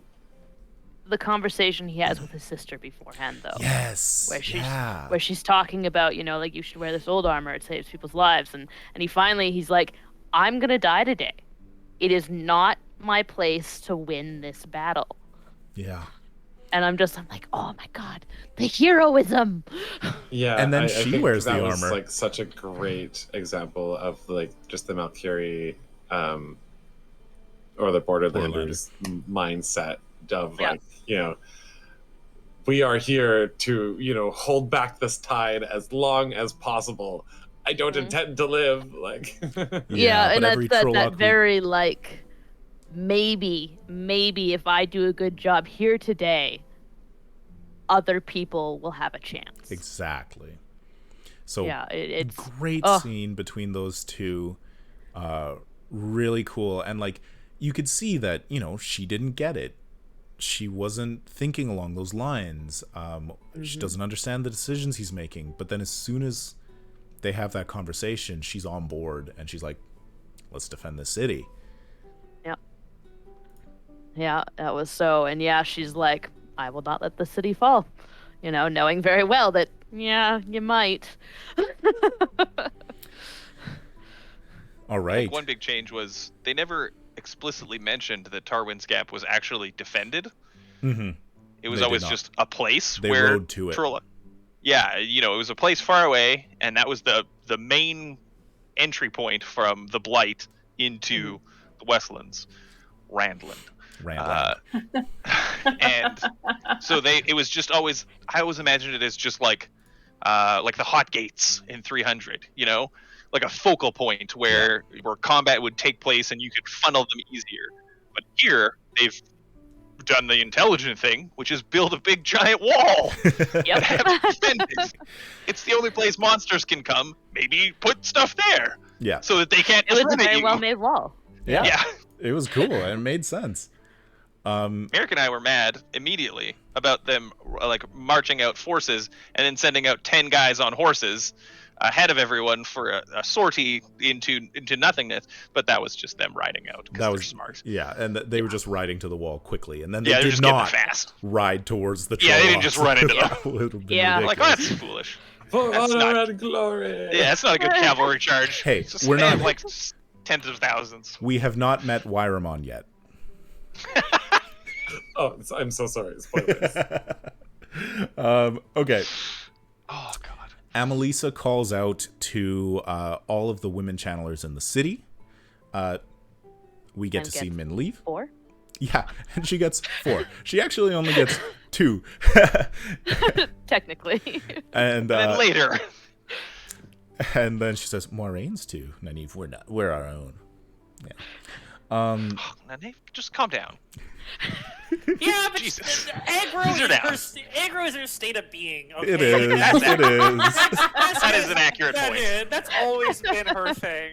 Favorite enemy, Moraine. If any favorite enemy Moiraine. If anybody says Moiraine around her and Nynaeve doesn't react with venom, we would have called bullshit on it. That's true. Yeah, it's true. Yeah.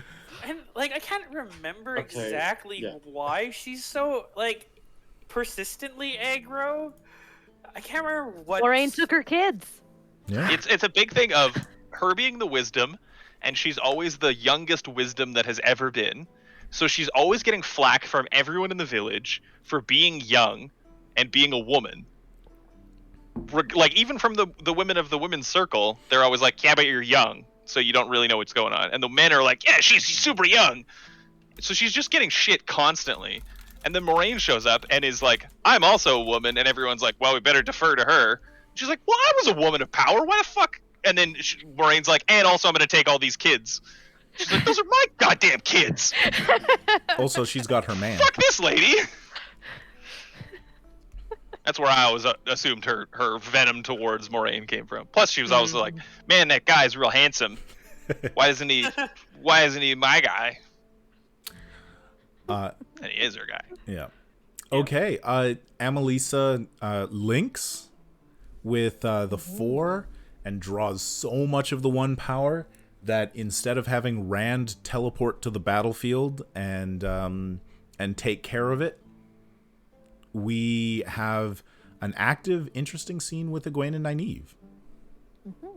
Anything stick out? Anybody like this? It's made up? All scenes are Well, I made mean, up. I think, well, that's fair. None of that happened. Just to clarify, I don't think any of that happened. I don't think any of the scenes are real.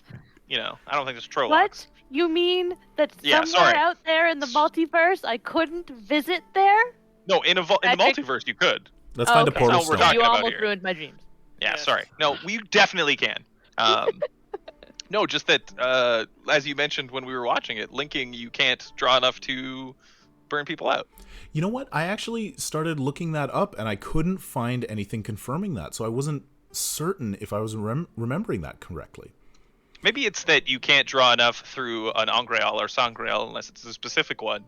Yeah, unless it's a flawed one. You can't burn yourself out. Yeah, I believe that's the case. Like, I believe there are a couple flawed ones. Like, oh, that's a spoiler. like spoilers. That's there are flawed ones that you can accidentally draw too much through. There's but two. generally, and I seem to kind of remember that in the books they talk about how linking for too long is dangerous because the power is still drawing through you while you're exhausted.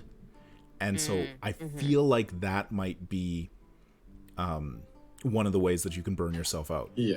So I might have misremembered that. But yeah, we get... I mean, the whole scene was really, like, I mean, it showed what the 1 power can do, entire Trolloc army gone, and what happens when you draw too much power. And it was a very visual, this is what happens to you, because we've heard of it in the show before.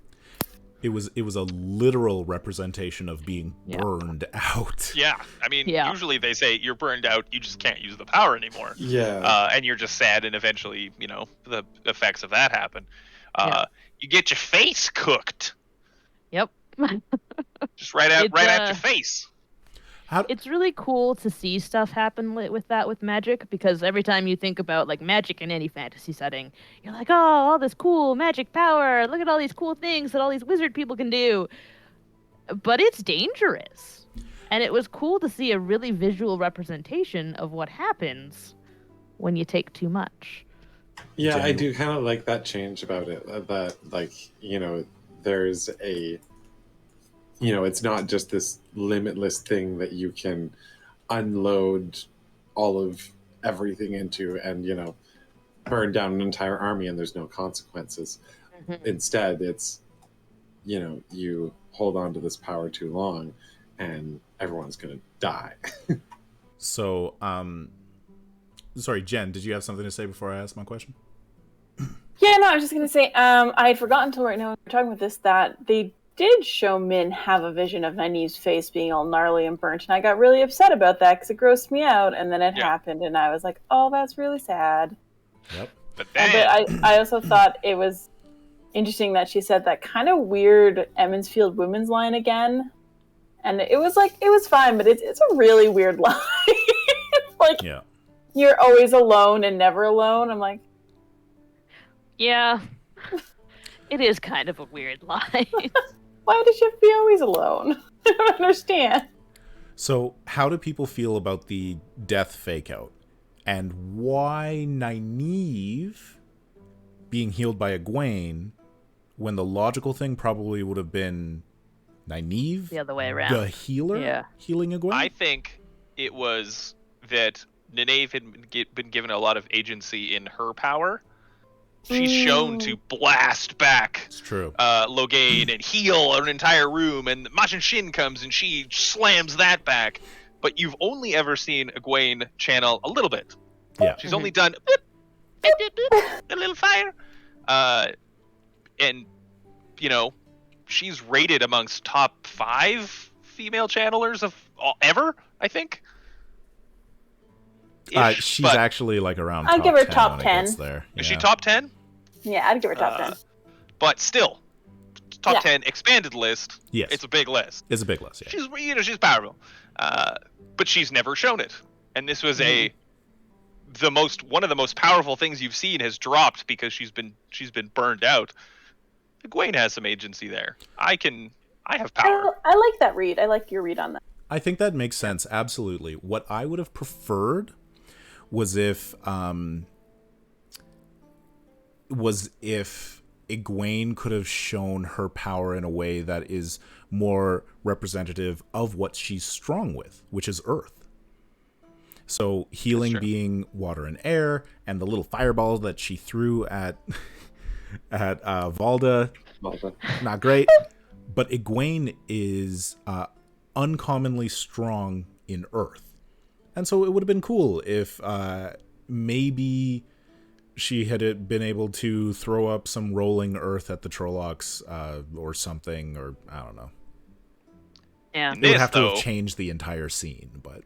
In this, though, they don't ever specifically mention men are good with one thing, women are good with another. They don't. They don't ever include elements as being a preclusion to one particular gender. They don't even mention that it's separated into two halves. It is just one power. Yep.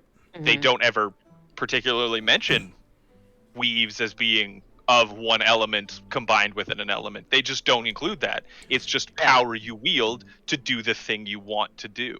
Yeah, but visually they have shown them drawing from fire for a weave of fire, and them. Well, drawing it's still from the bricks elements, for the but earth. it's not someone is more focused in this. It's easier for one to do this.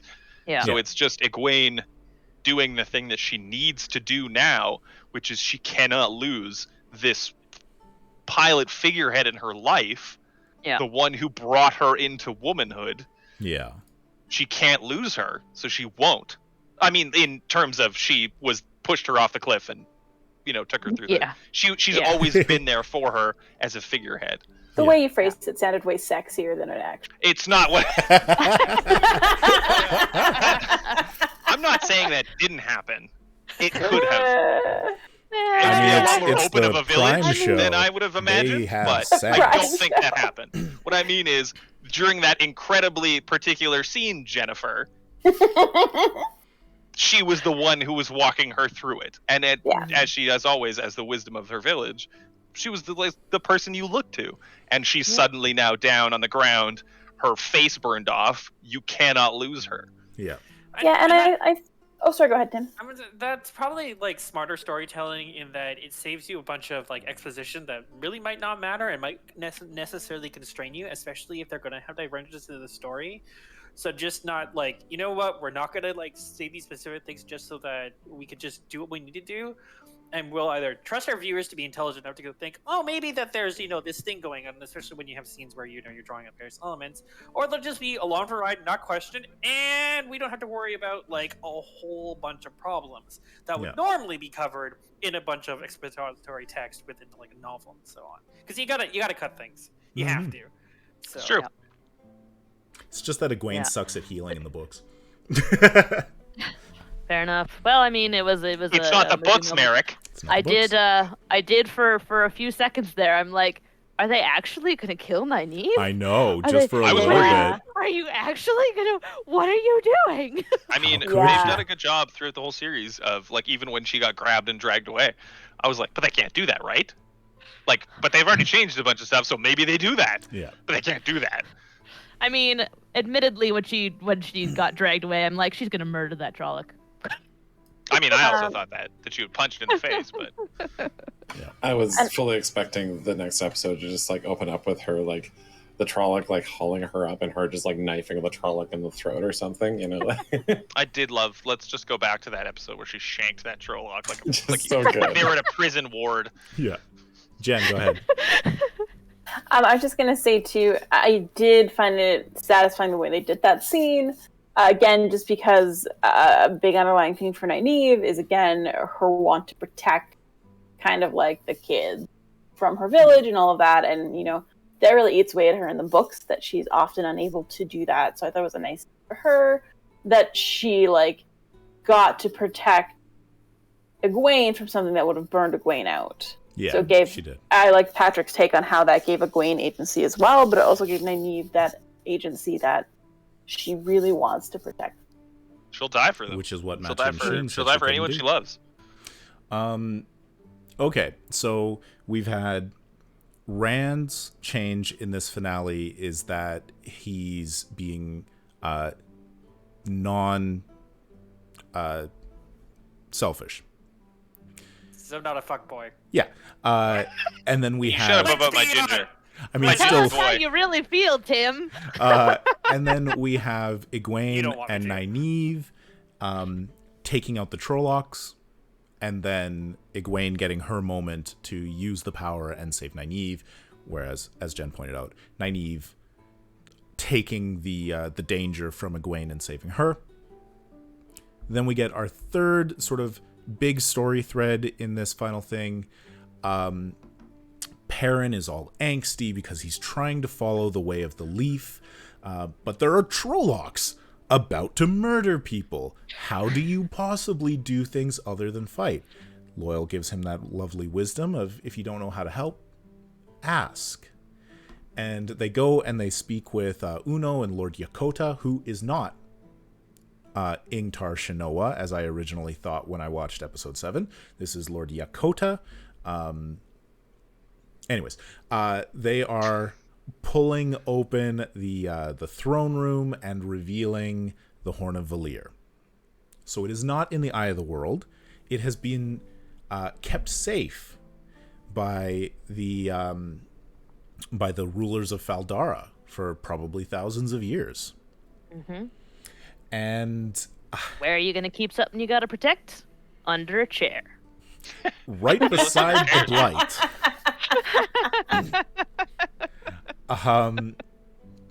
This was really, really cool. Padan Fain comes to a side gate and gives a code phrase. Oh, I love all the times earlier in the past couple of episodes where Perrin's just like, I thought I just saw Padan Fain. You guys see that? That was weird.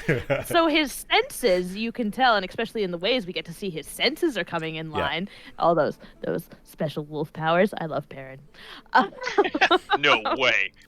What? But he's the one person who picks up on it, but it's so strange and so out of left field that he's like, nah, I'm totally seeing things. Yeah. You know, he doesn't trust his senses yet. I got a cool thing that I'm going to bring up later. But, okay, so he has the code phrase that opens up a gate during a siege, which foreshadows a high-ranking dark friend. Dun, dun, dun. I have thoughts about that, but that's not for now. Okay. That's for different seasons. We get Perrin in the throne room. He sees Padan Fain, and he rushes off. Padan Fain somehow dekes him. Magic. And, I mean, he opens the ways somehow. We got no idea what's up with Padan Fain. And then he comes back to the throne room. Yakota, Uno, Yakota, Uno, Loyal, all killed? Down. Okay. I would assume down. They take the ruby-hilted dagger and shove it into Loyal's chest and twist. Okay. Okay. Is it that easy That's to fair. kill an Ogier? So, If that thing cuts you, you die. Is it that easy to kill an Ogier, though? So I have found confirmation. Rafe Judkins says that Loyal does survive, but it is a huge change for the ruby-hilted dagger if that is the case. Yeah. Which has been pretty sort of unanimous across it's been nerfed. Yeah. It's been downplayed. Absolutely. But Uno also survives because he is confirmed as casting in the second season. I thought you were just If gonna say they 'cause killed he has Uno, to. I would And stop was watching yeah. the show. Yeah, because he has to. Yeah. Like, I need him popping up every once in a while to curse way too Just much. curse. And that's all that I need from him. Just to show up, be real belligerent. Someone say, hey, why are you being so belligerent? And he'd be like, shut up. And then just that's the end of that. That's all I need. Just every once in a while, maybe one every 4 episodes. The actor they cast for him and the amount of charm he put into like the 3 scenes he was in, I was like, no, he can't be dead. No, I refuse. I can't be dead. I'll stop watching. I refuse. Je refuse. So Padan Fain gives us a villain monologue, which we haven't quite gotten because Baalzamon is real focused on Rand. He's done a little bit of monologuing, but now we get Padan Fain laying out what's actually been happening in the season and saying the world is balanced between the light and the dark, and some of the Taviran are gonna fall. And we cut and we see Matt looking all creepy, and he says, and then he's like, what you gonna do? What you gonna do to stop me? And Perrin looks at the axe and he says, see, just a little gentle push and you're towards the dark. Sorry, what were you gonna say, Nicole? Oh, I was just saying Matt went back to Shadow Lologoth in that scene. No, Was was that was in Tarvalon. Was that in Tarvalon? Really? Yeah. Pretty sure it's Interesting. Tarvalon. Oh, probably he's going back to get the knife. Yeah, that would make sense. But the knife's not there. But the knife's not But there. the knife's not there. Which is a big change because he could always sense where it was. Yeah. But I did like, I was just gonna say too, Padan Fain again, we were talking about how they've changed his character, done like these tweaks to make him less, like a lot more intelligent. More sinister, I would say. I loved his line where he's like, yeah, there were 5 Taviran in one town. No shit, I was checking in on you. I found you guys years ago. Yeah. And was like, okay, it's probably the dragon. And I really like that he says, all of you have a part to play. Rand may be the Dragon Reborn, but you're all important, and some of you might join us. And that really makes sense as to why Padan Fain just walks out with 2 Murdral and doesn't kill Perrin. Mm-hmm. However... Well, and that also calls back to Min's vision and how she was saying, like, all of them are connected and strong to Viren because the visions are so clear. So, like, that just brings that whole thing even stronger into the show. Like, okay, all of these characters are super important to this whole thing. Yeah. Rand may be, as you said, Rand may be the Dragon Reborn, but all of these characters are important in their own ways. So, here's my bone to pick with it. Balance is not a theme of these books. No. There is never balance between light and the dark. The light is the light, and the dark is encroaching. We don't need Taviran to go either way. So, the show shouldn't be like... It feels kind of like, Jedi Sith. Yeah. It feels like the Force. It's not that. Again, I'm hoping that it's just one of those misdirection things of like we're adding these elements in to kind of tease you that maybe some of these things might go this way, that because like there are definitely a couple of characters that have a bit of darker arcs to them. Yeah. And it is a good recruiting tactic for a dark friend. Absolutely. It could just be Padan Fain being like, I serve the Dark One for this reason. Yeah. And, like, look, it's inevitable. Like, balance. Some of you are going to come join us. So, there's that axe over there. I know you're already eyeing it. You could just... Yeah. It's so great that you do nothing. You don't literally do a thing at all. You just kind of wander around, and then you're like, everyone's dead. That sucks. Like, if Fucking... you can introduce an element of insecurity, especially if someone is questioning, like, am I able to stay a good person and all that sort of stuff, or is my friend kind of turning a little and all that sort of stuff? And so you have this especially with Perrin, like he might be equating his rage, like, and over the last 2 episodes, 7 and 8, we see a lot more of that, like as he's stewing over not being able to do anything, and over pretty much any time he's stewing over anything over 7 and 8, he's mad. He's struggling with his anger, and so like for him, hearing that, like it's inevitable that one of you is going to become a dark friend, going to come to the dark. For him, it's like, oh shit, this anger. Wonder if it's something that might push me towards the dark, like Padan Fain is just saying, like And I'm trying to remember if actually that was a thing, like Perrin was like in the books. Never is. He's never worried about ever falling to the dark. No. He knows that walks in the light. It's never even a question for him. It's just how he is. His rage it's It's a Am personal I- thing. Yeah, do I give in to the hammer or to the axe? Do I let the rage take hold of me and become, the killer, which needs to be, but it's not because I'm evil. It's just, or back to the creator. Do I create things? Do I make things that help people? Do I give up killing? It's at no point is he even, I don't think, ever considering the dark. It's not even a slight characterization for Because him. I remember,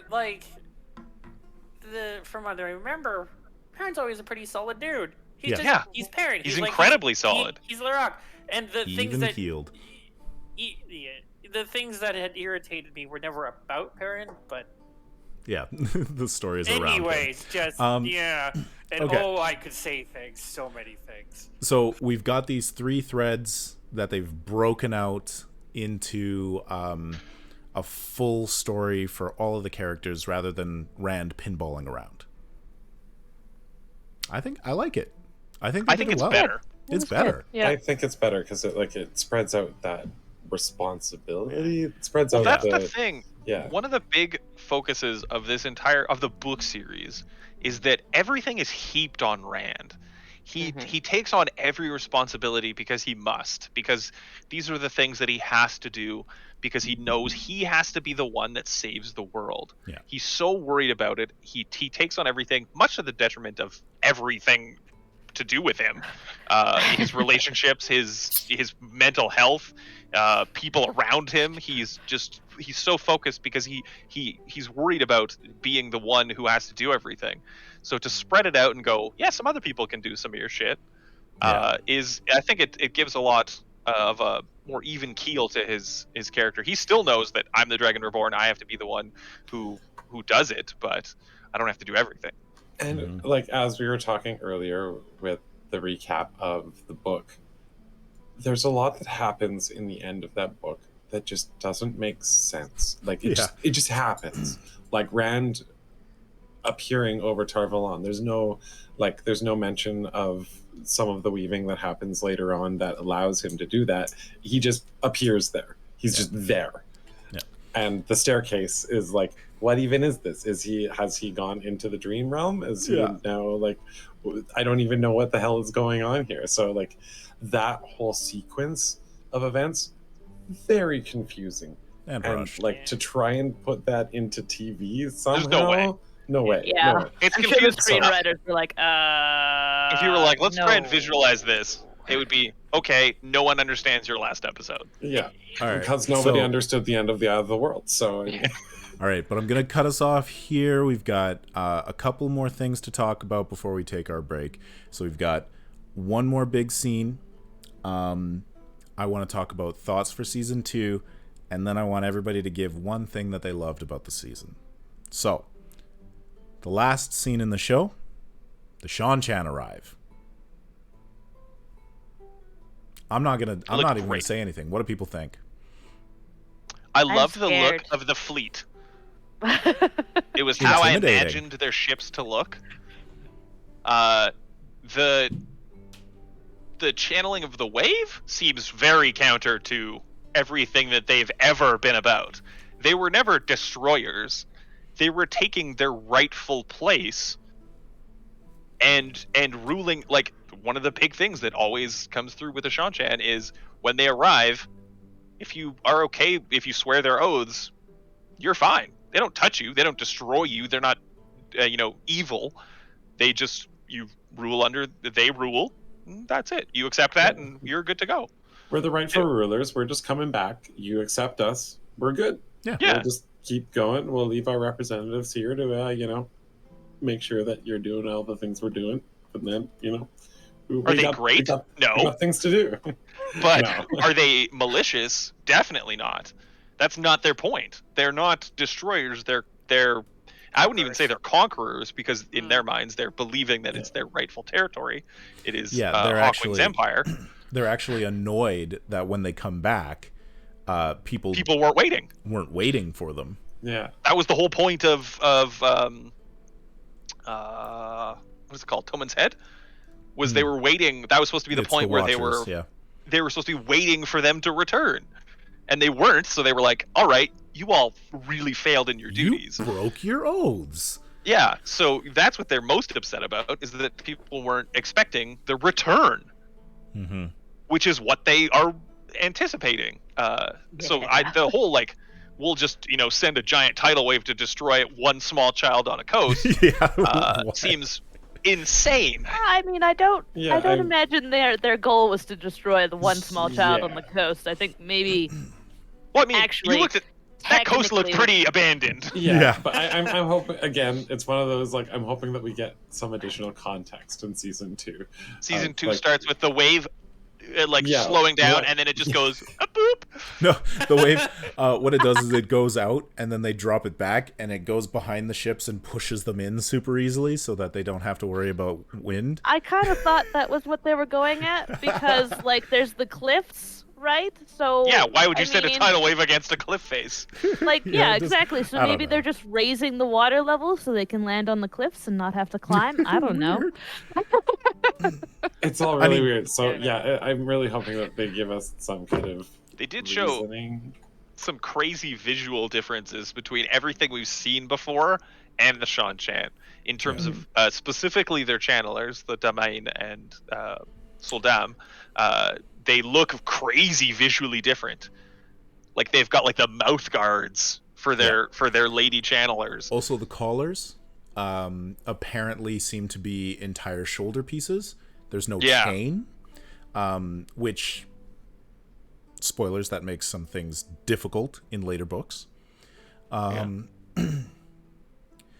a ship. Where can they go? But I did notice that their like keepers or whatever, the Soldam were wearing bracers on the one arms. There you go. So like there's that detail at least. There's a connection between the two. Yeah. And I mean, obviously, like when they show that scene where like they zoom in and she's clearly channeling and the lady like walks down the steps to control it, there is a connection between the two in terms of what they're doing. So there's that. I mean, obviously they are going to visually change things because it's a TV show. I don't expect everything to. I've given up long ago the expectation of it showing what I've imagined in a book to appear on a screen. It just cannot happen. This is their choice in it. So far, I'm enjoying the look of the Shan-Chan. It's very ominous, as the appearance of the Shan-Chan were. I hope they do great things with it. Yeah. Did we talk about the helmets? We haven't talked about the helmets yet. I just wanted to say, lame skull helmets, overdone. No, like, well, you should have done their cool bug helmets, which would have been way more unique. But they're like, now we'll do skulls. I'm like, which is not their motif. Nah. It's not. Bug motif. Bug motif. I imagine that skulls, while not entirely original, were probably easier on the budget and time saving. Like sure, and likely. In terms of like, what can we turn out that'll at least be kind of like, oh, this stands out, that we can handle in a sort of mass reduction capabilities. And, what says evil and is cheaper to make? Right? Skull. Or like, because otherwise it's like, okay, so how many how are we going to reinterpret like under like a praying mantis helmet and make it like that'd have been so cool though. Really cool. I mean, probably, but like what upsets me is, again, you said what says evil. That is not supposed to be the Shan-Chan. Mm-hmm. They're not the evil empire who comes in. They're just, in their minds and what they've been told through their entire lives, was this is supposed to happen. This was foretold. So they're not evil. They're not malicious to kill and rule. They hate how many Dark Friends. evil armies think of themselves as evil armies? Point. Why? That's the thing. I don't think anyone's been evil, but Dark Friends are definitely siding with the Dark One.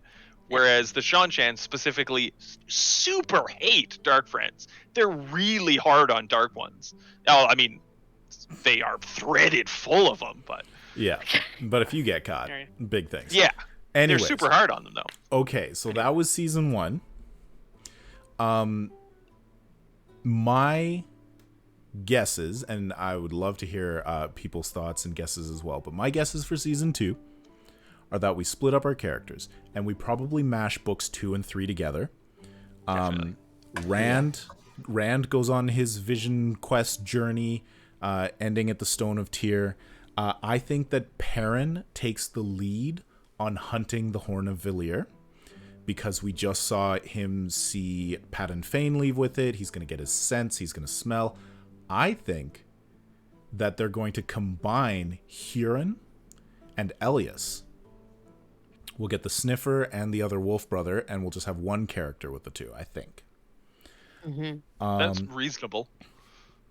And then I think that they might accelerate Matt, that he'll get caught, because Moraine sent the red Aja after him. I think that will accelerate into his story that comes at the beginning of book 3, where he's finally recovering from the darkness of the dagger and gets his luck. I think we're going to get that as his story.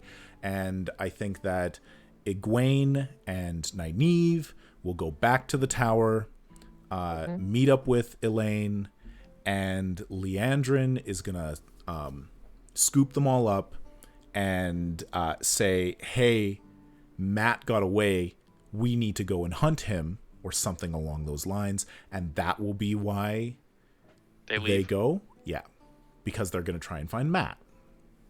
I have a really hot take, but it would make events from like way later than book 3 in the series happen way earlier, so I can't see. And then my last Text thing... me those hot takes right now. Yeah. My last thing would be that Nynaeve and Lan do what they do in book 2, except that we're going to get more interesting... Actually, it's in book... No, it's in book 2. When they go and speak with Vandene and Adelius, and they're researching some more stuff, except they're going to be looking for the other 6 seals. All those make total sense. Yeah, they make a lot of sense. I definitely think they're going to speed along. I hope desperately. Oh, that's past book 3. Shit. Fuck. I don't know what I hope then.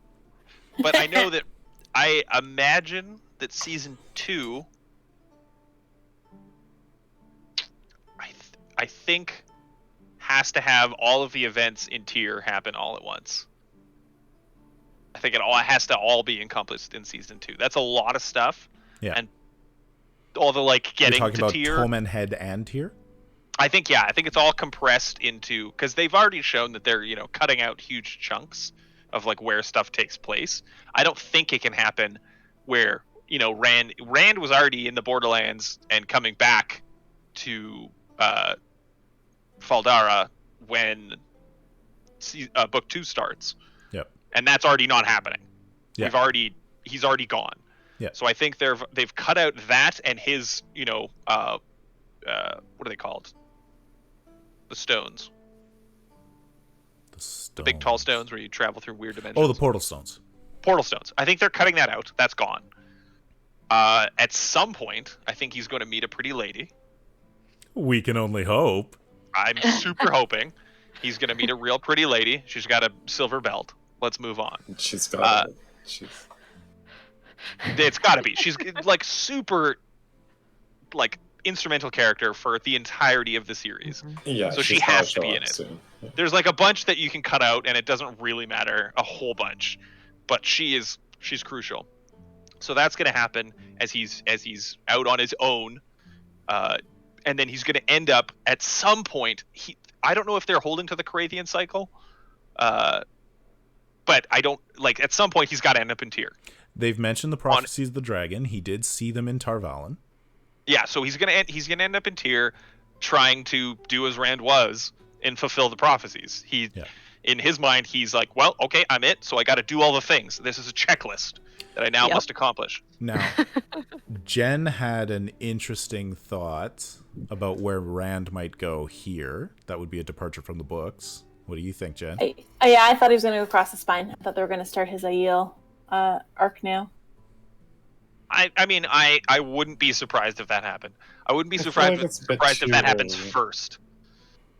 I mean, yeah, they could switch it around, but I feel like that's a bit too early in the events for him to be crossing the spine. But logically, from what he's thinking, his next step might be, who was my mother? Very true. Rather than what are the prophecies? So there's a lot of what happens out in the Aiel Waste that is going to get condensed severely. They're not going through all of that. There's so very little that they're going to include there. They're going to introduce a few key characters. They'll do Roydion, but they won't do Alkerdal. No, that's going to be. I think that's going to be cut out. It's going to all happen at one city. This is book 4. Whoops. That's why I'm trying not to say names. Which is why I was saying, like, I don't think that's my bad. I think it's going to be condensed. They're going to introduce a few key characters, and that's it. It's going to be like severely trimmed down because a lot of it is just traveling again and like you need to see customs and stuff. I still think that Rand is going to have his journey to figure out more about the prophecies because like he grabbed that book and like he barely just read that little bit about it. It just kind of mentioned the prophecies, so he doesn't have any idea past that little bit of like, oh yeah, the dragon is either going to break the world or save it. Okay, cool. That's all I know, pretty much. So I think that he's still going to have a bit more research in that regard of like, okay, what the heck am I supposed to be doing here? What is my destiny? I think we've already cut ahead to the beginning of book 3, where Rand has gone on his own. I think so. He's already we've skipped ahead all that other stuff. It's just not going to take place. Yeah, I totally think that's exactly. He's gone on his own. He's trying to fulfill his what he believes is his destiny. He's the Dragon Reborn. He knows he is. He has to go do his shit. Yeah. Okay, so let's just go same order as we introduced ourselves, but favorite thing from season 1. And I gotta say, didn't have to wait. Oh, you're first. Is that okay? Yeah. I thought order starting with not. To be fair, when the order started, Jen was introduced first. It's true. I mean, I introduced myself first. You're not a character. Neither are you. You're a player, right? First of all, I like to think of myself as a character. You're quite a character. You're certainly a personality. Mine, I already kind of said it, but it's Rand's flashbacks. End of episode 7, that is the highlight for me. Like, it was me sitting on the edge of my seat and screaming excitedly. Like, it was exactly what I wanted. Me, I didn't have to wait an agonizingly long time to get my favorite ship in the book series. They did it first season. Yeah, that's nice. That's nice. Tim, we can skip you if you like. Yep. Tim is skipped because he refuses to read books or watch a show. Don't understand you, Tim, and I never will. But thank you for bringing me lattes. So are we talking like favorite scene or favorite thing about the series? Favorite thing about season 1, whatever you define that as. So it's a very generic thing about this show. It's seeing things that I've thought in my head brought to life. So many things that I've dreamt for so long brought to life. And Jen and I'm sure we've all done this, but Jen and I talk about it the most. We've self-inserted ourselves so many times into the series and walked the world, to see Emmons Field in a real place. Just right now gives me goosebumps just thinking about it. Just that it was like a village, with people in it, and Tarvalin with the streets and people. It's a huge shift in what we see in today's media, and I love it. Yeah. Plus Faldera. Yeah, that's also that. Alex? My favorite place in the entire world, and I love it. I would echo everything that Patrick just said, and I would say that honestly, while there were some moments where they kind of dark and grittied it up, I feel like they did a really good job for the most part of like keeping the feel of things pretty on the level with what they need to be doing. Like I enjoyed the costume design for that reason. Like it felt very unique. Like we walked into another world. Like there was this very interesting style about all the costume design that really just fits this this alternate universe kind of a deal. And I really enjoyed just that overall atmosphere that all of that kind of brings to it. Mm-hmm. Nicole. My favorite thing was the Warder Aes Sedai bond and their fight choreography. Yeah, good point. I love how much time they spent talking of like showing that bond and the way that it's sometimes romantic, sometimes not romantic, but whatever the case, they're very close. And then just seeing a spellcaster and a warrior working together, beautiful. Dreams come true, beautiful. Nice. Yeah, so I mean, what a lovely show. Very excited for season 2. Very excited for season 2. Yeah, of course. They were halfway done filming back in November, so we can hope for a 2022 release, maybe around the same time. Maybe around the same time. Yeah. All right. Yeah, that would make sense because they take like a year of like editing and all that sort of stuff. Because I mean, it does take a while to do post production. Yeah, post production will be a long time. Yeah, So, reminder of the giveaway, people. We only have one entry right now, and we have 5 prizes, 5 prize packs to give away. 1 prize pack and 4 prizes. The first draw will be for a Roll20 module for Strixhaven, as well as a PDF version of the Cortex Prime rulebook. And then we're giving away 4 more copies of the Cortex Prime rulebook. And we've got a second person in the chat. Thank you, Gear Cavalier and Alakai Noel. That's 2. Put in the word Blight. We're going to keep running this. We'll do the draw after we come back from break, which 5-minute break. That's what the thing does. Everybody good? That's what the Everybody's thing good. does. That was the thing does. All right. We are going to break.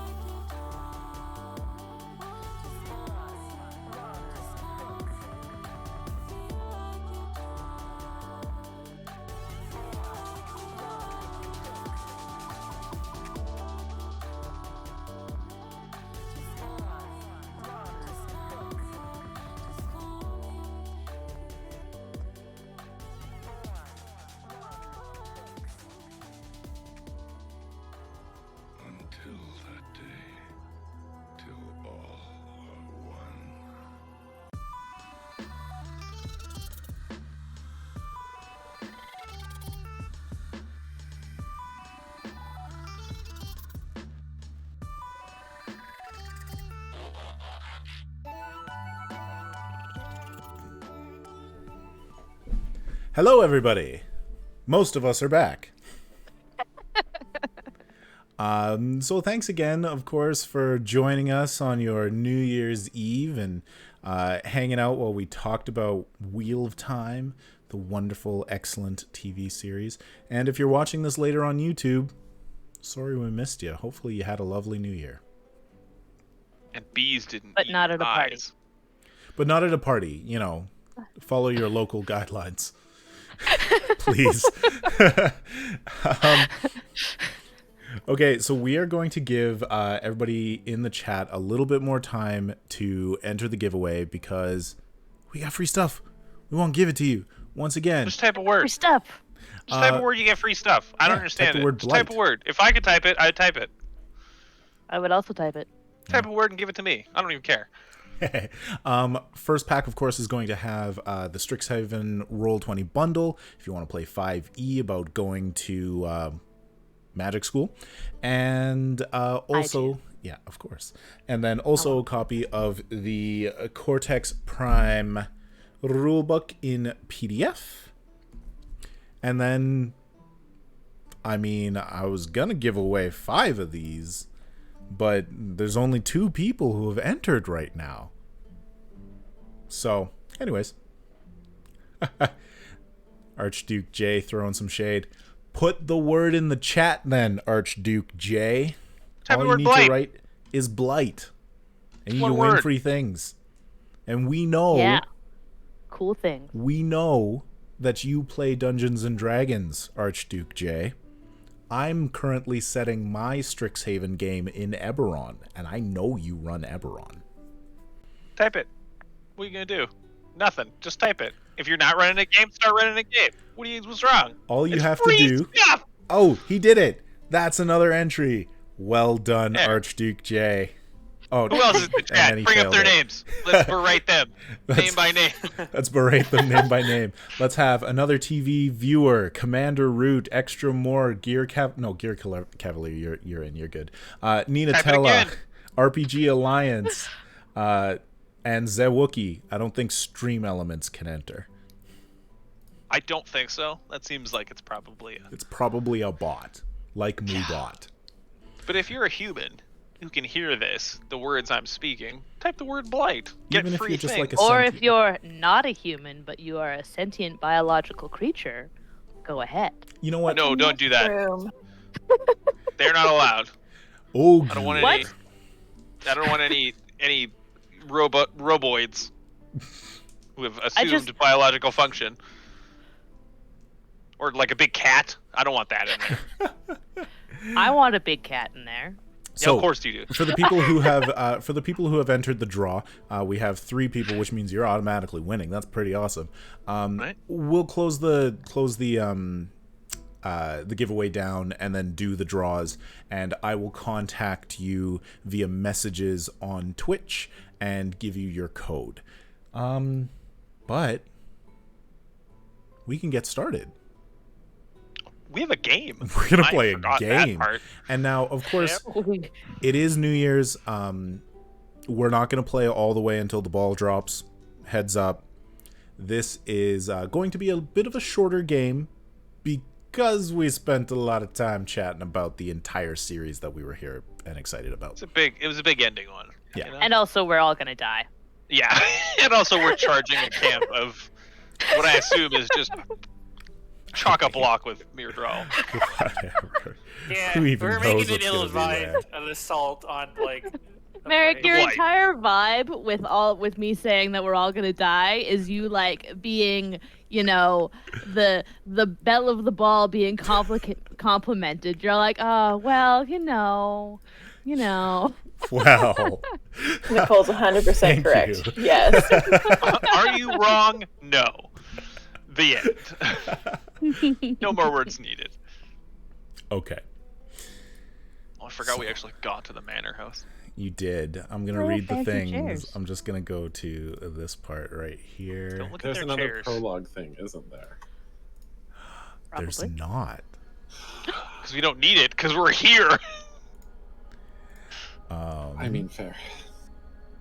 let me just do this. It's a cool house, though. It is a cool house. I really like their chairs. Yeah, we get it. Oh, right. Which, of course, I need to do this and put up the fact that this battle map is by Chepiku, which I support on Patreon because they make pretty maps. Hey, nice map. Chepuku, we see you. After tracking and confronting the Fade, you were able to rescue Fora Solarin, the young woman from the village of Kanala. Fora was taken to some allies in an Arafellan village as you continued on, northward, out of the borderlands and into the Blight. Because the Murdral spoke of others being held, and it carried a dagger marked with the symbol of the Crouching Lioness, the sigil of House Jamalin from Malkier. After much travel, you find yourselves standing above a blight-stained, walled estate. I'll do a little bit of a zoom out to show you that it has this outbuilding to the right. You know what? I'm actually going to clean that up for the viewers. Get us all over on the side and show this. So, you are looking down upon this area. You can see a sort of a walled-in home. The windows are mostly covered, and the walls are stained with, just the fact that you're in the Blight with a whole bunch of greasiness and grossness. There is a pair of outbuildings, one very small that looks like a shed, and then one very large that, looks kind of church-like, but it isn't that. Churches don't exist in this world. Some might say it's stabilistic. Stabilistic? You mean like when the prologue mentioned the stables? No, I don't. That's not what I was referring to. No. Okay. That's what Obviously not. All right, so rain down fire upon this place is what I'm hearing. Oh wait, no, they have people cat. We can't do that. Yeah. Spontaneously learn balefire. No balefire. Balefire bad. Balefire real good sometimes. No. In various Real crucial. In various specific instances, but most of the time balefire bad. Oh well. Specific balefire real good. So, what do you all do? Weep endlessly. Well,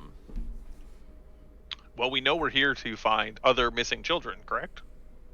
That's what Midral had specifically insinuated, that there were others. That is Or correct. she had.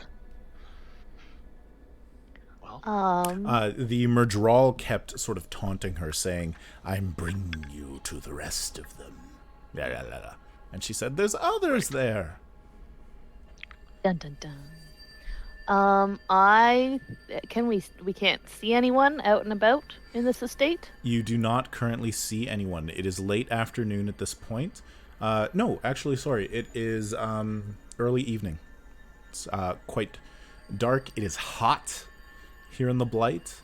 The sun is falling behind the mountains. I'm wearing too much fur. No. You're actually quite fine. As a wildling, as a wolfkin, just like Perrin, you're actually pretty comfortable. Nice. must be nice. It is. I'm enjoying it. I would. Kisha like takes off her cloak. It's like, this is more normal. Now I'm comfortable. this is. I'd comfy. like to go scout the perimeter. Yes. Okay. I would like to know where these missing children are, ideally. Do it with wolves. Unfortunately, there are no I'm gonna do it wolves with- here in the Yeah. Blight. Yeah, I wouldn't live here, not gonna lie. So I don't imagine my four-footed friends do either. But yeah, I'll use wolf senses as I patrol the perimeter and maybe try and look in some windows. Okay. So yeah, I'm gonna make the difficulty It's going to be 2d8. It's, kind of moderate, but we're going to throw in a d10 just for the Blight being the Blight. And you've got to beat a 13. Yes. I think I would like to start holding some power, like, right now, because this seems like Smart. a dangerous area to be in, as well as I would like to possibly channel some air onto our feet to cushion the sound. Ooh. Make it, make us tread more silently. I like Alex, that. you That's were pretty born fun. to be Aes Sedai. The Blight, I mean, the I'm Blight. also gonna start summoning power, but it's mostly for fireballs. Less for We're violent. yeah. Okay, so I Alex, mean, it's I'm all just- for violence, but we're in the sneaking phase right now, so we Well, gotta I be don't believe sneaky. there. And Same Alex face. is always just like, we're just like, power, boom. Alex is like, here's all the really intelligent ways I would use this. all right, so Nicole, for scouting, you've got to beat a 13. Also, everybody gain 1 plot point. And then Alex, you have to beat an 8 to gather power before sort of anything happens. And Patrick, you have to beat a 6. Ooh. Which attribute is typically used for perception? It really depends on how you would like to describe your character doing it. I'm basically gonna. I'm being a bit sneaky, I suppose, so maybe dexterity. But yeah, I'm gonna like creep around the perimeter, having a look for people, sniffing for commonly traveled routes, pathways, That's favorite good. spots. Yeah, dexterity to be stealthy. Cool. Okay. Sure. Okay, that one. All right. I'm gonna go through plot points like you would not believe again. So I do have 2 stresses. I Okay. have both angry and injured at D6. So I imagine you would D6. add that to the difficulty. It's been several days at this point. Oh, so has it? I think okay. yeah, because after dropping off Never mind. after dropping off Fora, you would have had to travel northward for a couple of days. So we Okay. can assume that everything except for corruption has been removed by this point. Sounds good. Yeah, the trauma stays. Okay, Yes. so I'm gonna spend my single plot point because I blow through it to up my senses. So that steps up my perception die, which I took. So I've got the perception specialty. Excellent. I'll use my wilderness guide to sneak around and have a look for things and check for trails. Dexterity to be quiet. Truth to figure out what the hell is going on here. Yeah. And yeah, perception and my augmented senses. Okay, and I believe you had to beat a 13. Yes. Also, people joining the chat, I see that we got another entry, and we also have Big Boss Hard Facts. So, put the word Blight in the chat for your chance to win some prizes.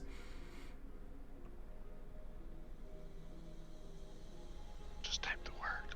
BLIGHT. Okay. I got a 15 Okay.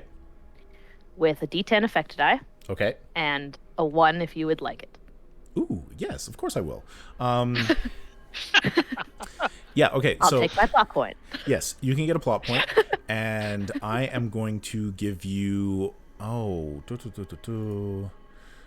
it's gonna be it's gonna be a D6 of corrupted. I'm gonna say that you as you are searching around, you brush very gently against a diseased tree and you feel a bit of burning along your arm. So rude. Okay, so Alex, your power. Oh, Alright. sorry. I didn't actually give you a result. Let's jump back to Nicole. I was just gonna say, did I find the? You did. You absolutely succeed. The D10 of effect is not going to create an aspect, a trait, That's an fine. asset in this case, but you are going to see that there are some lanterns in this room, like sort of shuttered, but you definitely see some light there. It seems to be the most likely spot. Okay.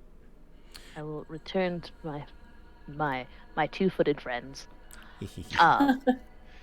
Your specification on friends is so strange. Okay. The So two-footed wolves. what about the hard-footed forelegs? Did you bring any of those? I would have. We probably left those behind us. Yeah.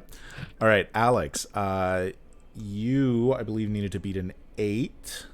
Yeah, so I got a D8 for Ace of Die, D10 for Duty, D10 for Intelligence, and D8 for Channeler.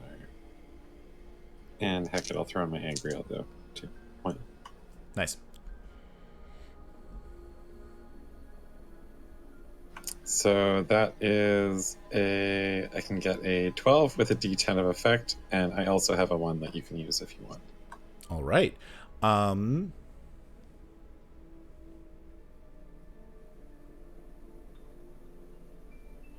Okay. So you can get a plot point, and instead of adding a stress, I'm going to put a D6 complication on the scene that says channeling in the Blight. Oh no, shit. Because that draws attention. Good call. Sure, super duper sure does. Totally didn't think about that. You're right. I would like to. Yeah, I guess that's all I can do right now. Yeah, that's what we'll do for now. I think it's a little bit too big for my... Yeah, it's a little bit too big. We're gonna... Anyways. Okay, and then Patrick. I believe you only had to beat a 6. So, running 2 dice, hunted by Saidin, D8, Resolve D10, Power D10, and Angral D8, Channeler D8, and I got a 16 with a D10 of effect. Nice. All right. Oh, and sorry, Alex. Yes, you are successful. What is your effect die for your channeling? It was a D10. Okay. So D10 is Isha's power, and then Patrick, yours was a D8. D10. D10 as well. Okay. So as you gather your power, the two of you drawing on the source, embracing and seizing the power, the doors to the stables, the outbuilding, crash open, and a woman steps out with like a snarl on her face. She's got long pink, sort of like evening dress wear, sort of a short cut to her hair, and a yellow fringed shawl. And she does not look happy to see you. She looks directly at the female channeler on the hill. It's your fault. You've killed us all. And That's okay. I'm gonna hit her with lightning bolt. That's fine. there she is. So, once again, using character art created on Be Never Ending by putting together a whole bunch of assets, this is Belenia de Monche. Oh boy.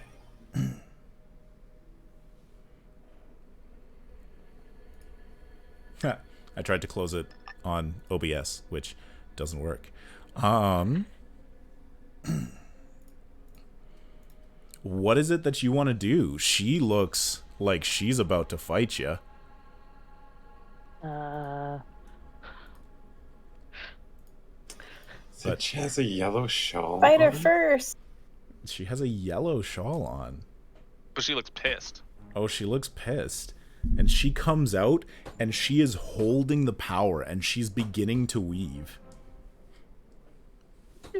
Just gonna like look awkwardly between her and Isha. This guy does look at Asia. She's the enemy, right? I'm not entirely sure. Well, she acted like one. Can I attempt to slam a shield over her? Yeah, sure. Because I would like this to not get into full combat yet, so... Mm-hmm. Okay. And so... The shield. You can go ahead and make your pool. I'm gonna think about this. She is... Okay, I can add my combat. This would be a combat thing, right? Combat weaving? Combat? Yep, absolutely. Perfect. I feel like this is a glory thing. Intelligence again, so D10 for that. Channeler and my Sangreal. Okay, and I'm adding in the D6 of channeling in the Blight. So you have to beat... Oh, and my D10 of power. I am going to spend one of my plot points to say that you have to beat a 14 by adding a third die into my pool.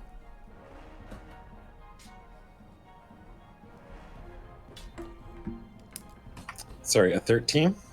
Let me double check that. Or you said 14? It should actually be a 15. That is the math of 7 plus 6 plus 2. Oh boy. Well. Checks out.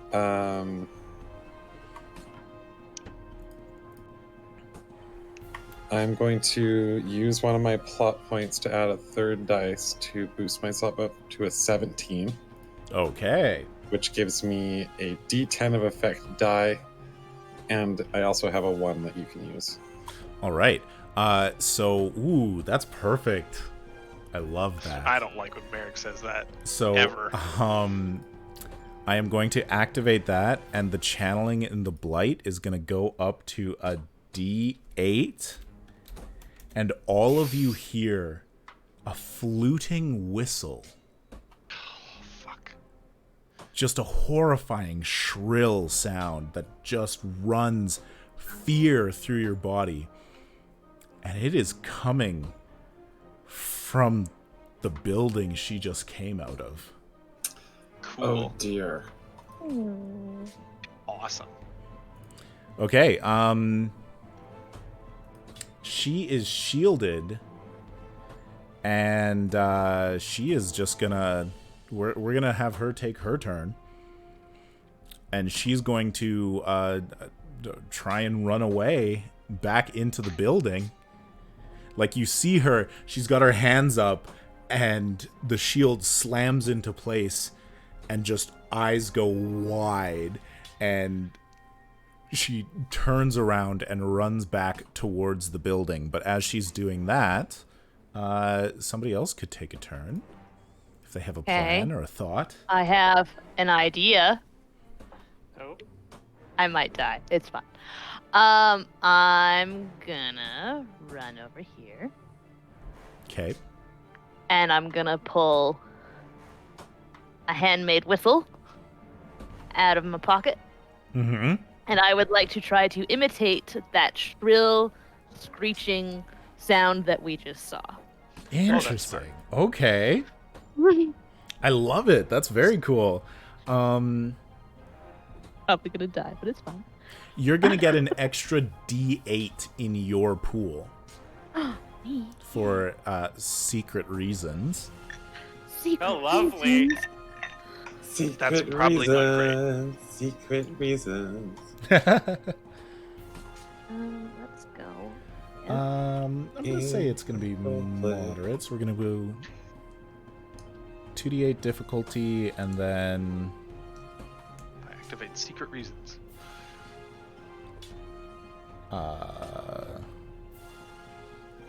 Oh, and then I'm also going to add in your d6 of corruption to my pool.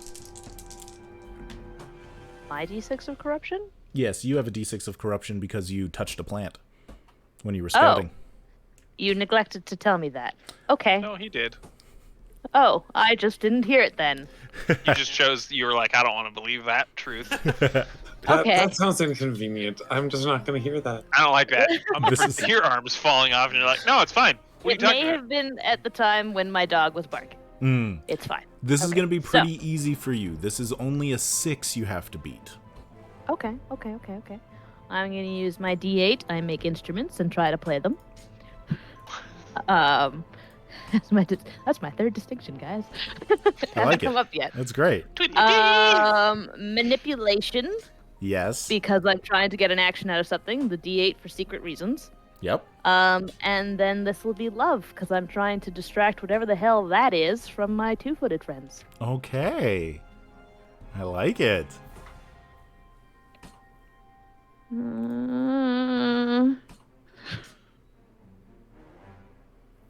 What did you say I had to beat? A 6. 6. Okay, good. We're good. Okay, that's an 8. An 8. An 8 with a D8 of effect. Okay, so here's going to be what the effect is. As you run down to the side and you let out this this trilling, fluting sound, it's not perfect, but it's pretty close. And there's a rumble, and you see like a bit of dust like fall off of the sides of the building. Then there's a crashing sound as if something is breaking free from some sort of bonds. The doors slam open, and the shielded Aes Sedai looks up in terror as this massive pink and green worm-like creature crawls forward and flattens her. Well. Oh, that's so much bigger than I thought it was going to be. That's not what I expected to happen. But okay. Nicole, you've made a friend. Yay! And Here comes Cuddlewinks. How many legs does it have? it actually has no legs yet. Oh, my no-footed friend. So there's a key word he used in that sentence. Very key word. That means that. Oh my god. And it comes forward and it kind of like moves its head back and forth and then looks up, and there's like, you know, one of those like horror movie worm mouths where it's got like a whole bunch of roundness to it. And A sphincter mouth? yeah, and it's like it's smelling the air a little bit, and it lets out the keening whistle again. I did not need the sentence sphincter mouth. You're welcome, life. Patrick. I Does said it it just help for you. if it is a toothy sphincter mouth? It, surprisingly enough, does not. It makes it so much worse. I don't know how. That's so strange. I really thought that would have made you feel better. Okay. Yeah. All right. So Teeth are something I recognize. we still have Nalam, Iskander, and Tranter. Trantor can go. Do fighty boys want to go fight that? No! Trantor is here to save children. And now that there's a very good distraction outside, wants to run into the house to see if he can find children. Good job, Trantor. I will keep it busy. All right, so Tranter runs into the house, changing zones. You find this is a sort of well-kept manor house, although it seems quite old. The interior is relatively nice. It's much nicer than you were expecting in the Blight. Trantor says, "Those are nice chairs."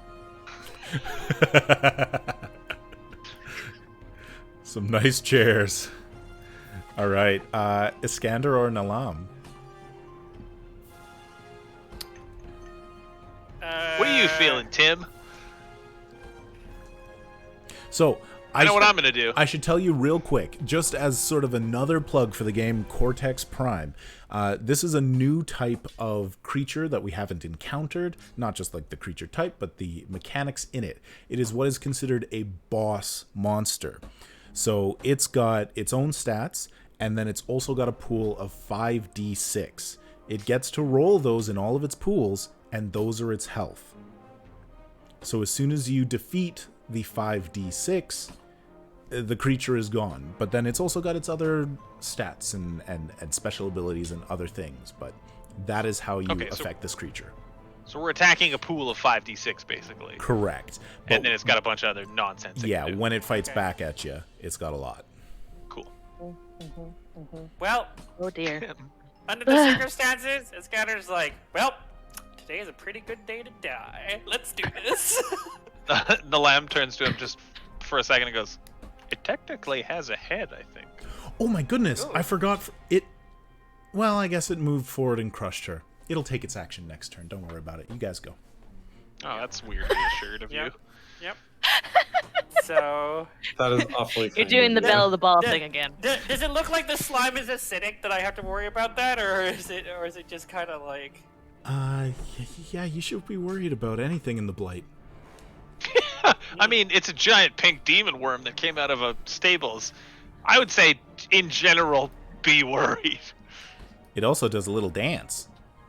Yep, lovely. As Well, in, it's like a multi-sided Kramer. token. Look. Meh. Oh, All right.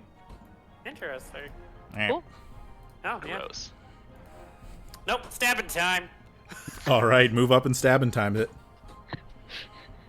Dr. McStabbin times. Fist bump the llama goes, yep, let's do this, and then Well, I'm just very confused about the fist bump. It's like, I grab your fist. Great. Anyways, earned my hair mark blade in battle. Dexterity. D10 glory, because it's a giant worm thing, and I mean, hey, that's a story to tell. Resist fear is a specialty, since apparently it's terrifying. Not Or- applicable right now. Okay, Will be then I can applicable do that. this combat. I will use instead sword fighting instead. It Hold will on be to that. applicable very soon. The back burner. Signature item, hair and mark blade, and then my power D8 Blade Master. Let's do this. Okay, and so it's got its 5d6, a d10 for its monstrosity, a d8 for the shadow spawn, and its d8 of rows and rows of teeth. Oh, Yeah, that's cool. fair. I mean, that logically makes sense. Super great. Legitimate. Oh, that's a bad roll, people. Yay. Like for you or for us? For me. Oh, great. That's fantastic news. Okay, but what I'm gonna do... Oh, wow. Never mind. There was just a lot of dice. Sorry, Tim, you actually roll first before I roll, but... Yeah, Because well, we're in combat. I rolled a 1. When I roll, you so that roll. sucked. But I did get a 15 with a D10 of effect die. Nice. Okay, so I will give you a plot point to...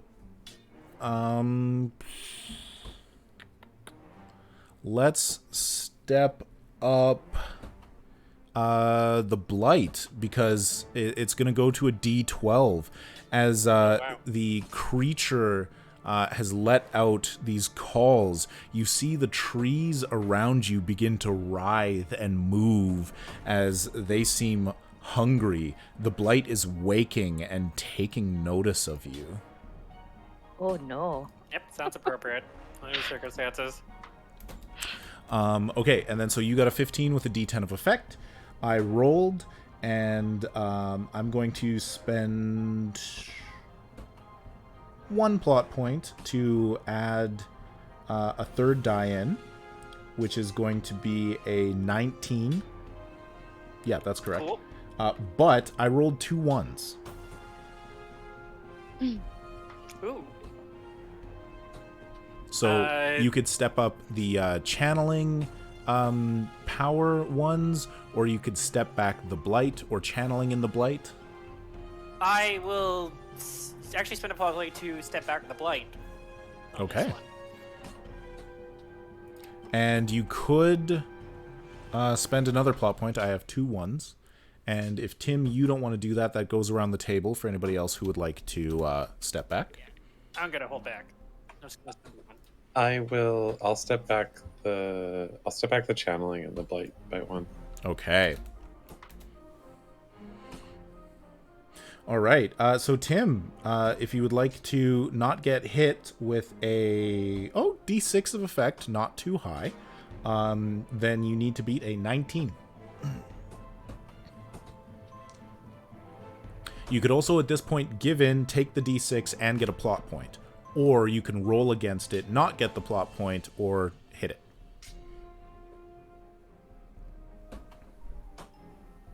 I am gonna go for hitting it just because I'm going to spend my last remaining plot point to make this a 21 with the D10 effect die. Nice. All right. And that Nice. takes, well, I guess it rolls.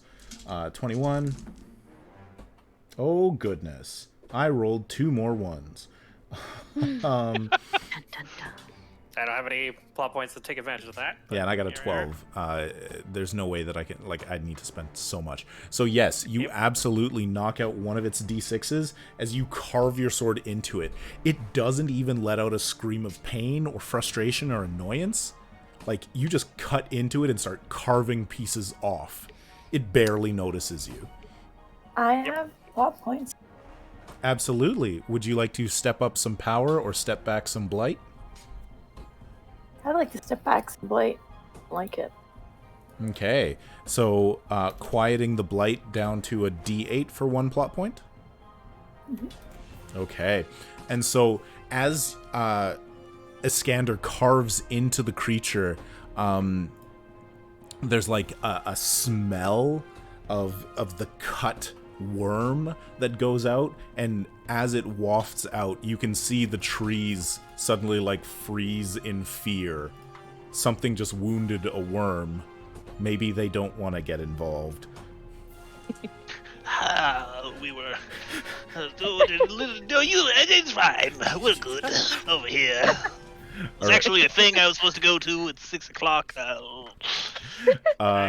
Nalam. Yeah, I'm gonna just bring fire down upon the worm demon.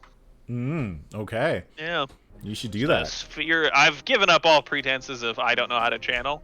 I've just decided, F the police. We're in the Blight. We've been traveling together for a few yeah. days. I feel like we had like a conversation at some Yeah, we talked point, about it and we're before. like, We've gone back and forth Yeah. as to what's going on.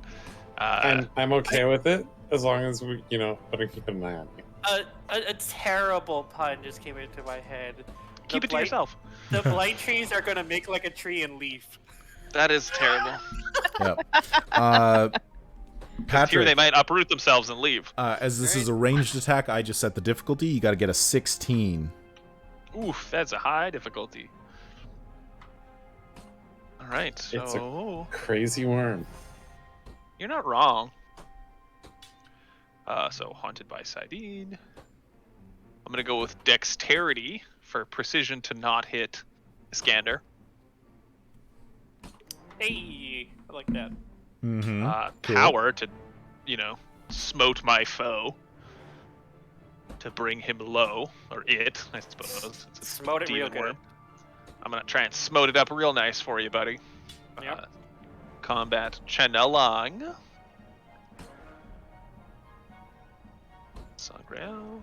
Or not Sangreal, that'd be cool. Wish I had one of those. And Channeler. And then, so that was... And then I already included that. And the D10 of power from having channeled.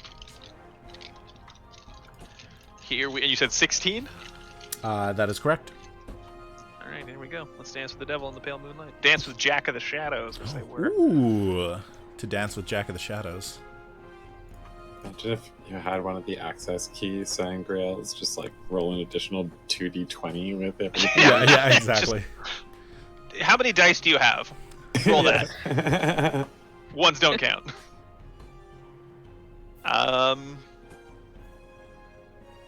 Okay, yeah.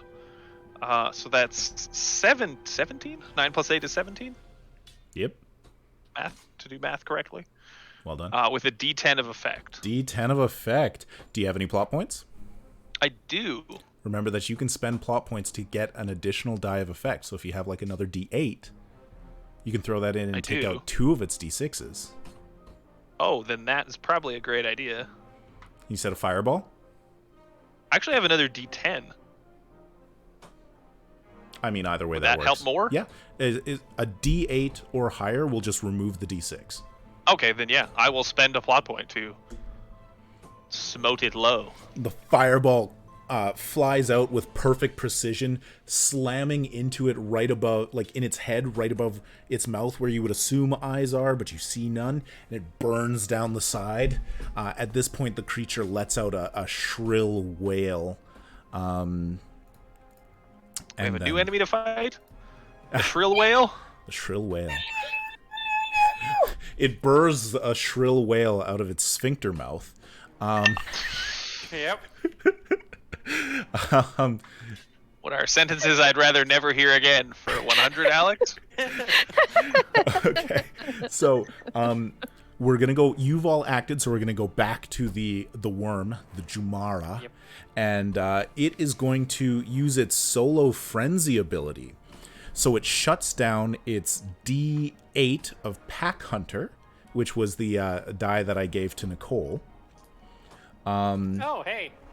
And step up Gone now. rows and rows of teeth from a D8 to a D12, Oh, wow. changing the name of rows and rows of teeth to Reckless Attacks. Lovely. However, Hi, Skander. as it does that and it rears up, it lets out just this horrible screech using its Frightening Presence ability. It is going to create a fear-based complication using its Shadow Spawn ability die, which means it adds a free d6 to its pool and can keep 2 effect dice for free. That's disgusting. Well, then. That is so rude. So I'm going to set the difficulty, and everybody, except for Tranter, because Tranter is not here, are going to have to roll against the difficulty. So Who's not a coward. Gotcha. So it's only got 2d6 left in its pool, a d10 for Monstrosity, a d8 for Pack Hunter, d12 for those rows and rows of teeth. Reckless attack. Reckless Attacks. And then it is going to add a d6 because of the Frightening Presence. Ooh. I'm going to give this to a Skander because he's right in front of it. I have a 1 that you could activate. I don't have any points. Okay, then open it up to the table. Anybody can have a 1.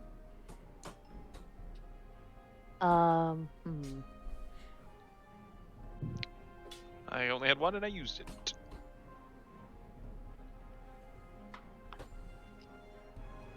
All right. Did it lose its D8 for Pack Hunter? Yeah, it lost the D8 for Pack Hunter and turned it into... A worse thing. Yeah. Yep. It made it 12. the D12. So, okay, so we're skipping past that opportunity. We need Isha, Nalam, Iskander, and Renea to beat a 10. And my effect dice are a D12 and a D10. So I will apply those to people who, get scared. Great. Well, I'm going to use my Refugee of Malkir as I'm not scared of anything. I feel like this is going to be a Glory for D10 and like that, a Resolve for D10. Yes, Resolve, strong. That is an 11. Just enough. Good enough. What do we have to beat? Sorry? 10. 10. A 10, okay. So I'm using Queen's Guard Soldier, Resolve, and Glory. That's Okay. D8, D10, D8. I'm actually going to chase danger here and step down my distinction of born into a red domain merchant house from a D8 to a D4 to get a plot point. Good. And then I'm going to use Resolve D8, Glory D10, and the Resist Fear D8. Perfect. Resist fear. Patrick, did you beat the 10? I did, but I got a 1. Okay.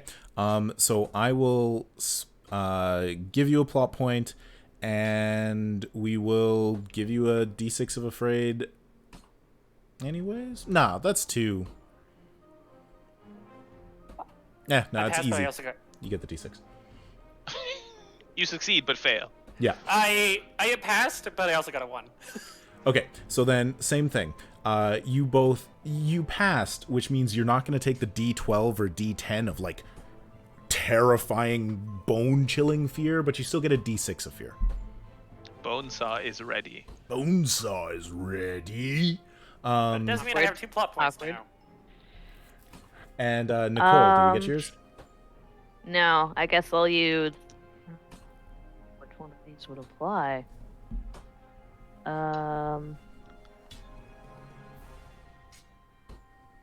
You know what? I think I'm gonna lose anyway. Well, yeah. Okay. So I'll step down my distinction. Let's go Wilderness Guide in the Black Hills because what the hell is this thing? And I've never seen this before, and how dare it exist? What up with that? Yep, that's fair. So I'm going to step that down to a D4 for a plot point, which I'm probably going to need. Resolve, and then love, because I'm only here because my friends are. Plus you want to hug it.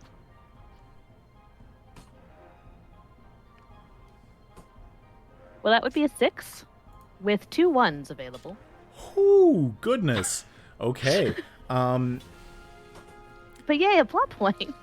So, all of this happening all at once, you're going to get a D12 of Afraid. Okay. And you're going to, like, stumble backwards and fall into a tree.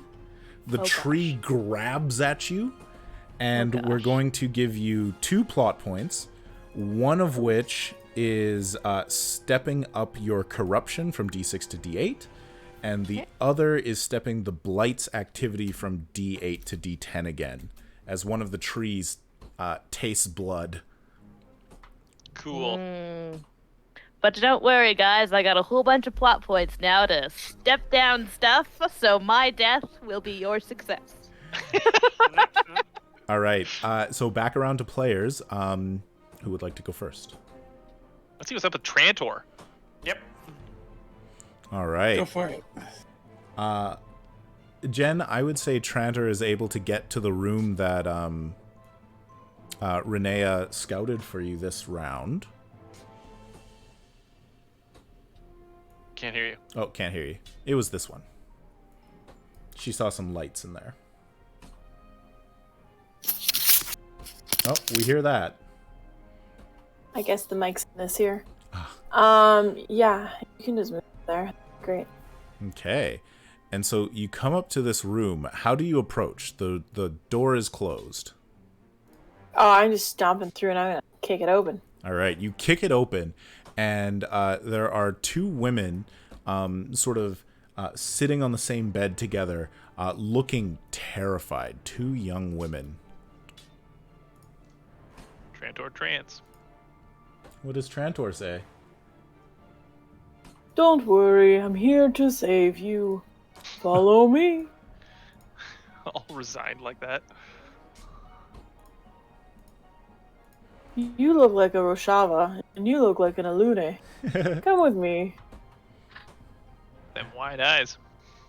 And they say, "Who in the light are you? Where's Mistress? Where's Trantor? Where's Belenya Sadai?" Dead. Worm got her. Dead worm. Sure. And they, and like one of them says, blood and bloody ashes. But they Wait. come up and they run towards you. Are you not kidnapped? And they say, "No, she's training us." Trantor's Are there shit. other kidnapped people here?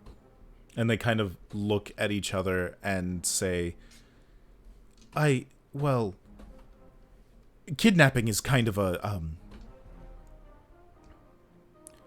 it's a kind of a negative way to put it, but I suppose yes. I mean, literally. Eloine says, I want to be here. I'm learning to channel. Right. What about the Murderall? And Roshava says, well, they're terrifying, but Belenia says that we don't need to be scared of them. Of course she does. That they won't hurt us if she makes sure that... Trender's just like, yes. Trender's gonna get a real, angry look.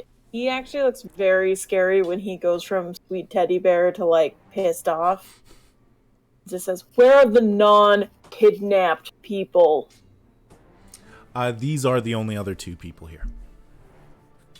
What happened to all the other people? These they are the said girls that there were that more. were being, These are the girls. they were being kidnapped to be trained.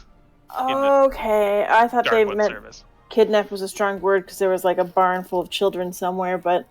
No, kidnapped Kidnapped's was a strong word. We just have a bunch of kidnapped people.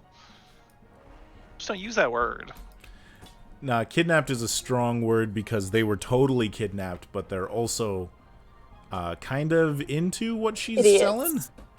Got it. Well, yeah, someone says, hey, by the way, you're magic. You And go, oh, cool. And those Murderall, they're cool too. Alright, I mean, cool. they are. All right. Guess that's my turn. Who wants to hit the worm? I do. I haven't had a chance to actually attack it yet, so I want to do something before it explodes. All right. He just threw a fireball, so I want to do something different. Let's do some earth spikes coming up from below, and All right. And it gets its 2d6 remaining, d10 for monstrosity, d8 for shadow spawn. And then you don't have any complications or stress on you, right? correct. Okay, you got to beat a 15. All right, so I got D8 for Ace Sedai, D6 for combat, weaving, D10 for glory, D10 for intelligence, D8 for channeling, D8 for sangria, D10 for power.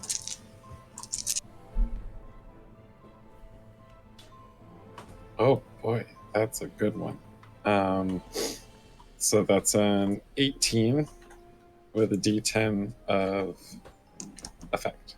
All right. If you have a plot point and a d8 or higher of an additional die. That is true. I will do that. I've got both, so. All right. As you bring the spikes up from the ground, how do you want to do this? Yeah. I'm just gonna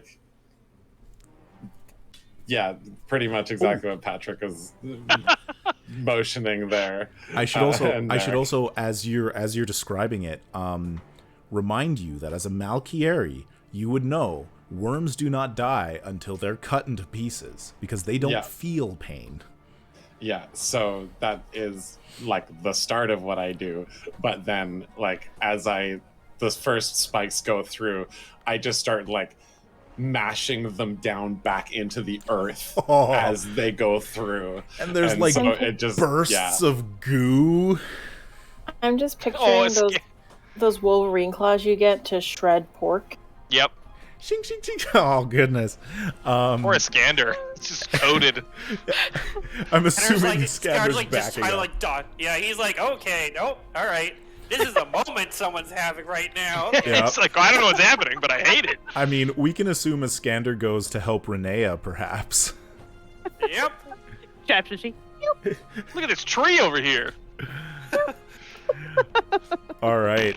So before afterwards, Isha just wipes down her dress, and I'm just I apologize for the violent display, but unfortunately it's needed for these things.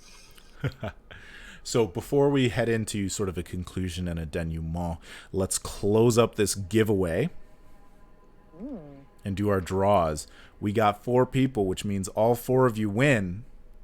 Every one of you gets a Cortex Prime PDF rulebook. However, only You're one a winner, of you, baby.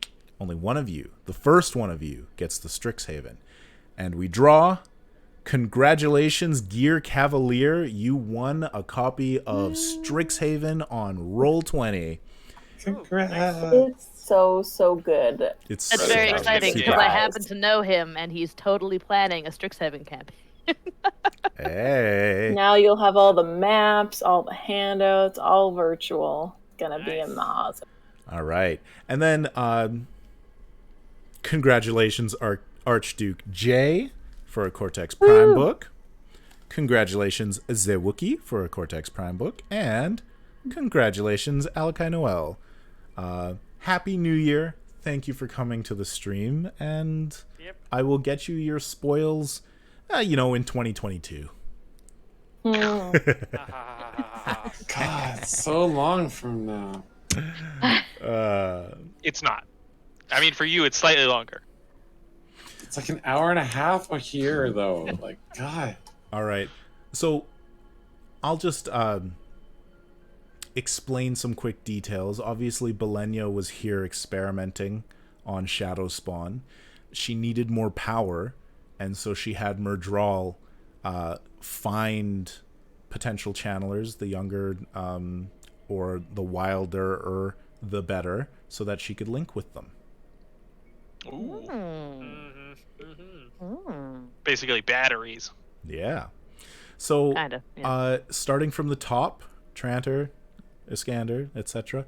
If you want to give a little bit of an epilogue to your character. Tranter becomes Isha's warder, and they go on many adventures. Excellent. Many adventures in the world of the Westlands in, what did I set this as? 993 NE. So 7 years, 6 years-ish pre-TV series. Tim, what's Iskander do? Iskander does not become a warder. He is too rambunctious and free in order to do that sort of thing. But he does, in fact, adventure, and he invites everyone to, hey, maybe this time we should go someplace warmer. You know, I got some great places. Can we do some adventures down in Ilion, please? And then he's gonna be like, I'm sure there's plenty of like four-legged friends, you know, down where, you know, sort of, I mean, they're there. I mean, we can make some new friends, and you know, over here. I mean, have you ever tried to talk to seals? They're like water wolves. Interesting. I don't know what a seal is, but I'm willing to try. I'll talk to it. All right, Nalam gets Uh, gentled. Yeah. Goes crazy, kills everyone. Well, the thing is Nalam has no indications or forethought that he is in fact the Dragon Reborn. So he does his darndest to reduce attention to himself. He never has aspersions of greatness, and so there's, I believe, an agreement is formed between Isha and Nalam, where should any signs of madness take him, that she expects him to smote him to the ground, or he expects her to smote him to the ground. And then, yeah, just keep going until maybe he goes crazy.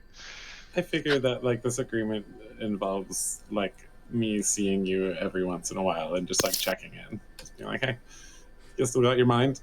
Yeah, cool. Everything Okay. seems all right. That guy's over there. Yeah. Every once in a while, just like those stone silences as he just pulls out of his own mind. Oh yeah, I didn't You- do that you with in- the you fireball. in there? Definitely should have done that. Clack, clack, clack on the eyeball. Yeah. All right, Isha. Isha takes her new order back to the tower with all of the evidence of what. Sorry, what was her name again? Belenia Belenia, sorry. Demonche. Yeah, I take all of the. I gather whatever evidence that I can here and bring it back to the White Tower and let Guess them we know. take the three wilders too. Yeah, that's definitely part of the evidence. pick up that other girl on the way. Like, Yeah. oh, yep. Ooh, three Absolutely. channelers. So yeah, bring all of that back to the tower, all the girls and everything that she's been doing, and let them know what's been going on. But otherwise, she goes off back to her, adventuring and hopefully finding and smiting any shadow spawn she can. Nice. And Renea? Renea is happy to go on adventures with Iskander as long as they don't involve big cities. I think she probably goes into a big city exactly once. It's like, well, this sucks. This is bad. I'm gonna wait out in the nearby woods. When you're done, come get me. I just imagine like you walk in, like look around, sniff like 3 times. Nope. Nope, Not doing this. Nuh-uh. You guys notice do this whatever place it is sucks? that you're doing. I'll be in the woods. All right. That's excellent. It's fun that Isha leaves the young girls at the tower and doesn't check up necessarily, because one of Eloine or Rashava was a dark friend. Dun, dun, dun. no. I rolled They'll randomly get their and it was asses Rashava. purged. I should have. Hopefully they catch them at the tower then. Yeah. jeez. Probably kill someone. I don't know. We'll find out. Gosh. Okay. I should have checked on the kidnapped girls more thoroughly, but here I was they're so traumatized. They were kidnapped and torn away from their families. You know, I mean, yeah, that's a weird assumption. Like, yeah, this one's also a dark friend when they're, Right. Gosh. I Man, love people the are going idea nuts of with fireworks Iskander right now. and Renee on adventures. Renee's all like woodsy and Iskander's all like charming. So that every conversation they'd be in, Renee would just be like awkwardly standing there while Iskander's charming everyone. It's like, Now, just Your smoothing friend is things out. unsettling. don't worry about the glowing yellow eyes. Could you possibly look. sniff quieter when we meet new people? It's super distracting, and I'm not sure if people are super into Well, that. at some point in time to be like, we go into the town. As long as Renee doesn't start growling, hey, positives. I mean, we're like, oh, she's not really growling. Okay, good vibes. And if she does immediately growl, like, we start growling and stuff like that, and Skander takes out a sword and goes, adventure time! adventure time. Whenever he reaches to shake hands with someone, grabs their hand and like leads it up to Renea's face. like you're getting a dog to smell, and he's like, yes, no, this is totally normal. Of course, no. She's like, evil. Or like, no, he altered, like, if he's meeting like 2 different, he shakes with different hands, and then later on they go to court, like, okay, hold up the hands, okay, anyone, either of these, like... Just as they're walking back, holds his hand up to her face. What do you get? Yeah, no, that person's okay. That person's fine. This is just fine. Well, thank you so much, Jen, Tim, Patrick, Alex, Nicole, for being the players and the discussers for this Wheel of Time campaign. Thank Yeah. you for running a great game for us. Take it running. So wonderful. So much fun. 4 sessions. Really cool. And I mean, this came together super, super quick. So I really appreciate all of you jumping in and devoting all of this time to this fun project. It was a It good was a great prologue. time. I Thank agree. you. It's a good prologue. And thank you, people watching. Yes, and thank you to our Thank you, viewers viewers. for coming and hanging out. Congratulations to our winners who won prizes. Thank you super much to our longtime sponsor, Roll20. And thank you very much to new sponsor, Neverending, for both of your contributions to the stream. Once again, if you viewers want Roll20, roll20.net. If you want to check out these token things, beneverending.com. And thank you very much, Fandom Tabletop and CortexRPG, for the incredibly generous giveaways of so many So Cortex cool. Prime no kidding. PDF role-playing games. I would love to get more people playing Cortex Prime. It's such a cool, flexible system, great for telling stories. And yeah, thanks to Roll20 Spotlight for the Strixhaven module. That was a great final episode giveaway. Extra appreciation to Tom Kartos and Che Piku for their cool maps on Patreon, and of course Syrinscape for the cool background sounds. Tom Cardos, our best friend. Yeah, exactly. So when season 2 rolls around and we're just gonna take these characters back and do another Nika, are we? I mean, How can we do maybe. anything but? How could Right? we? Right? just randomly show up all in the same place again. Wait, but what are you doing here? What are you? We all get a mysterious letter. Oh, let me take some notes. I smell the He's letter. like, and shut up, Jimmy. everyone, for a second. But for us in the Mountain Time Zone, it's a new year in 20 minutes. For those of you on the West Coast, you got about an hour and a half. Happy New Year. Thank you for sharing this with us.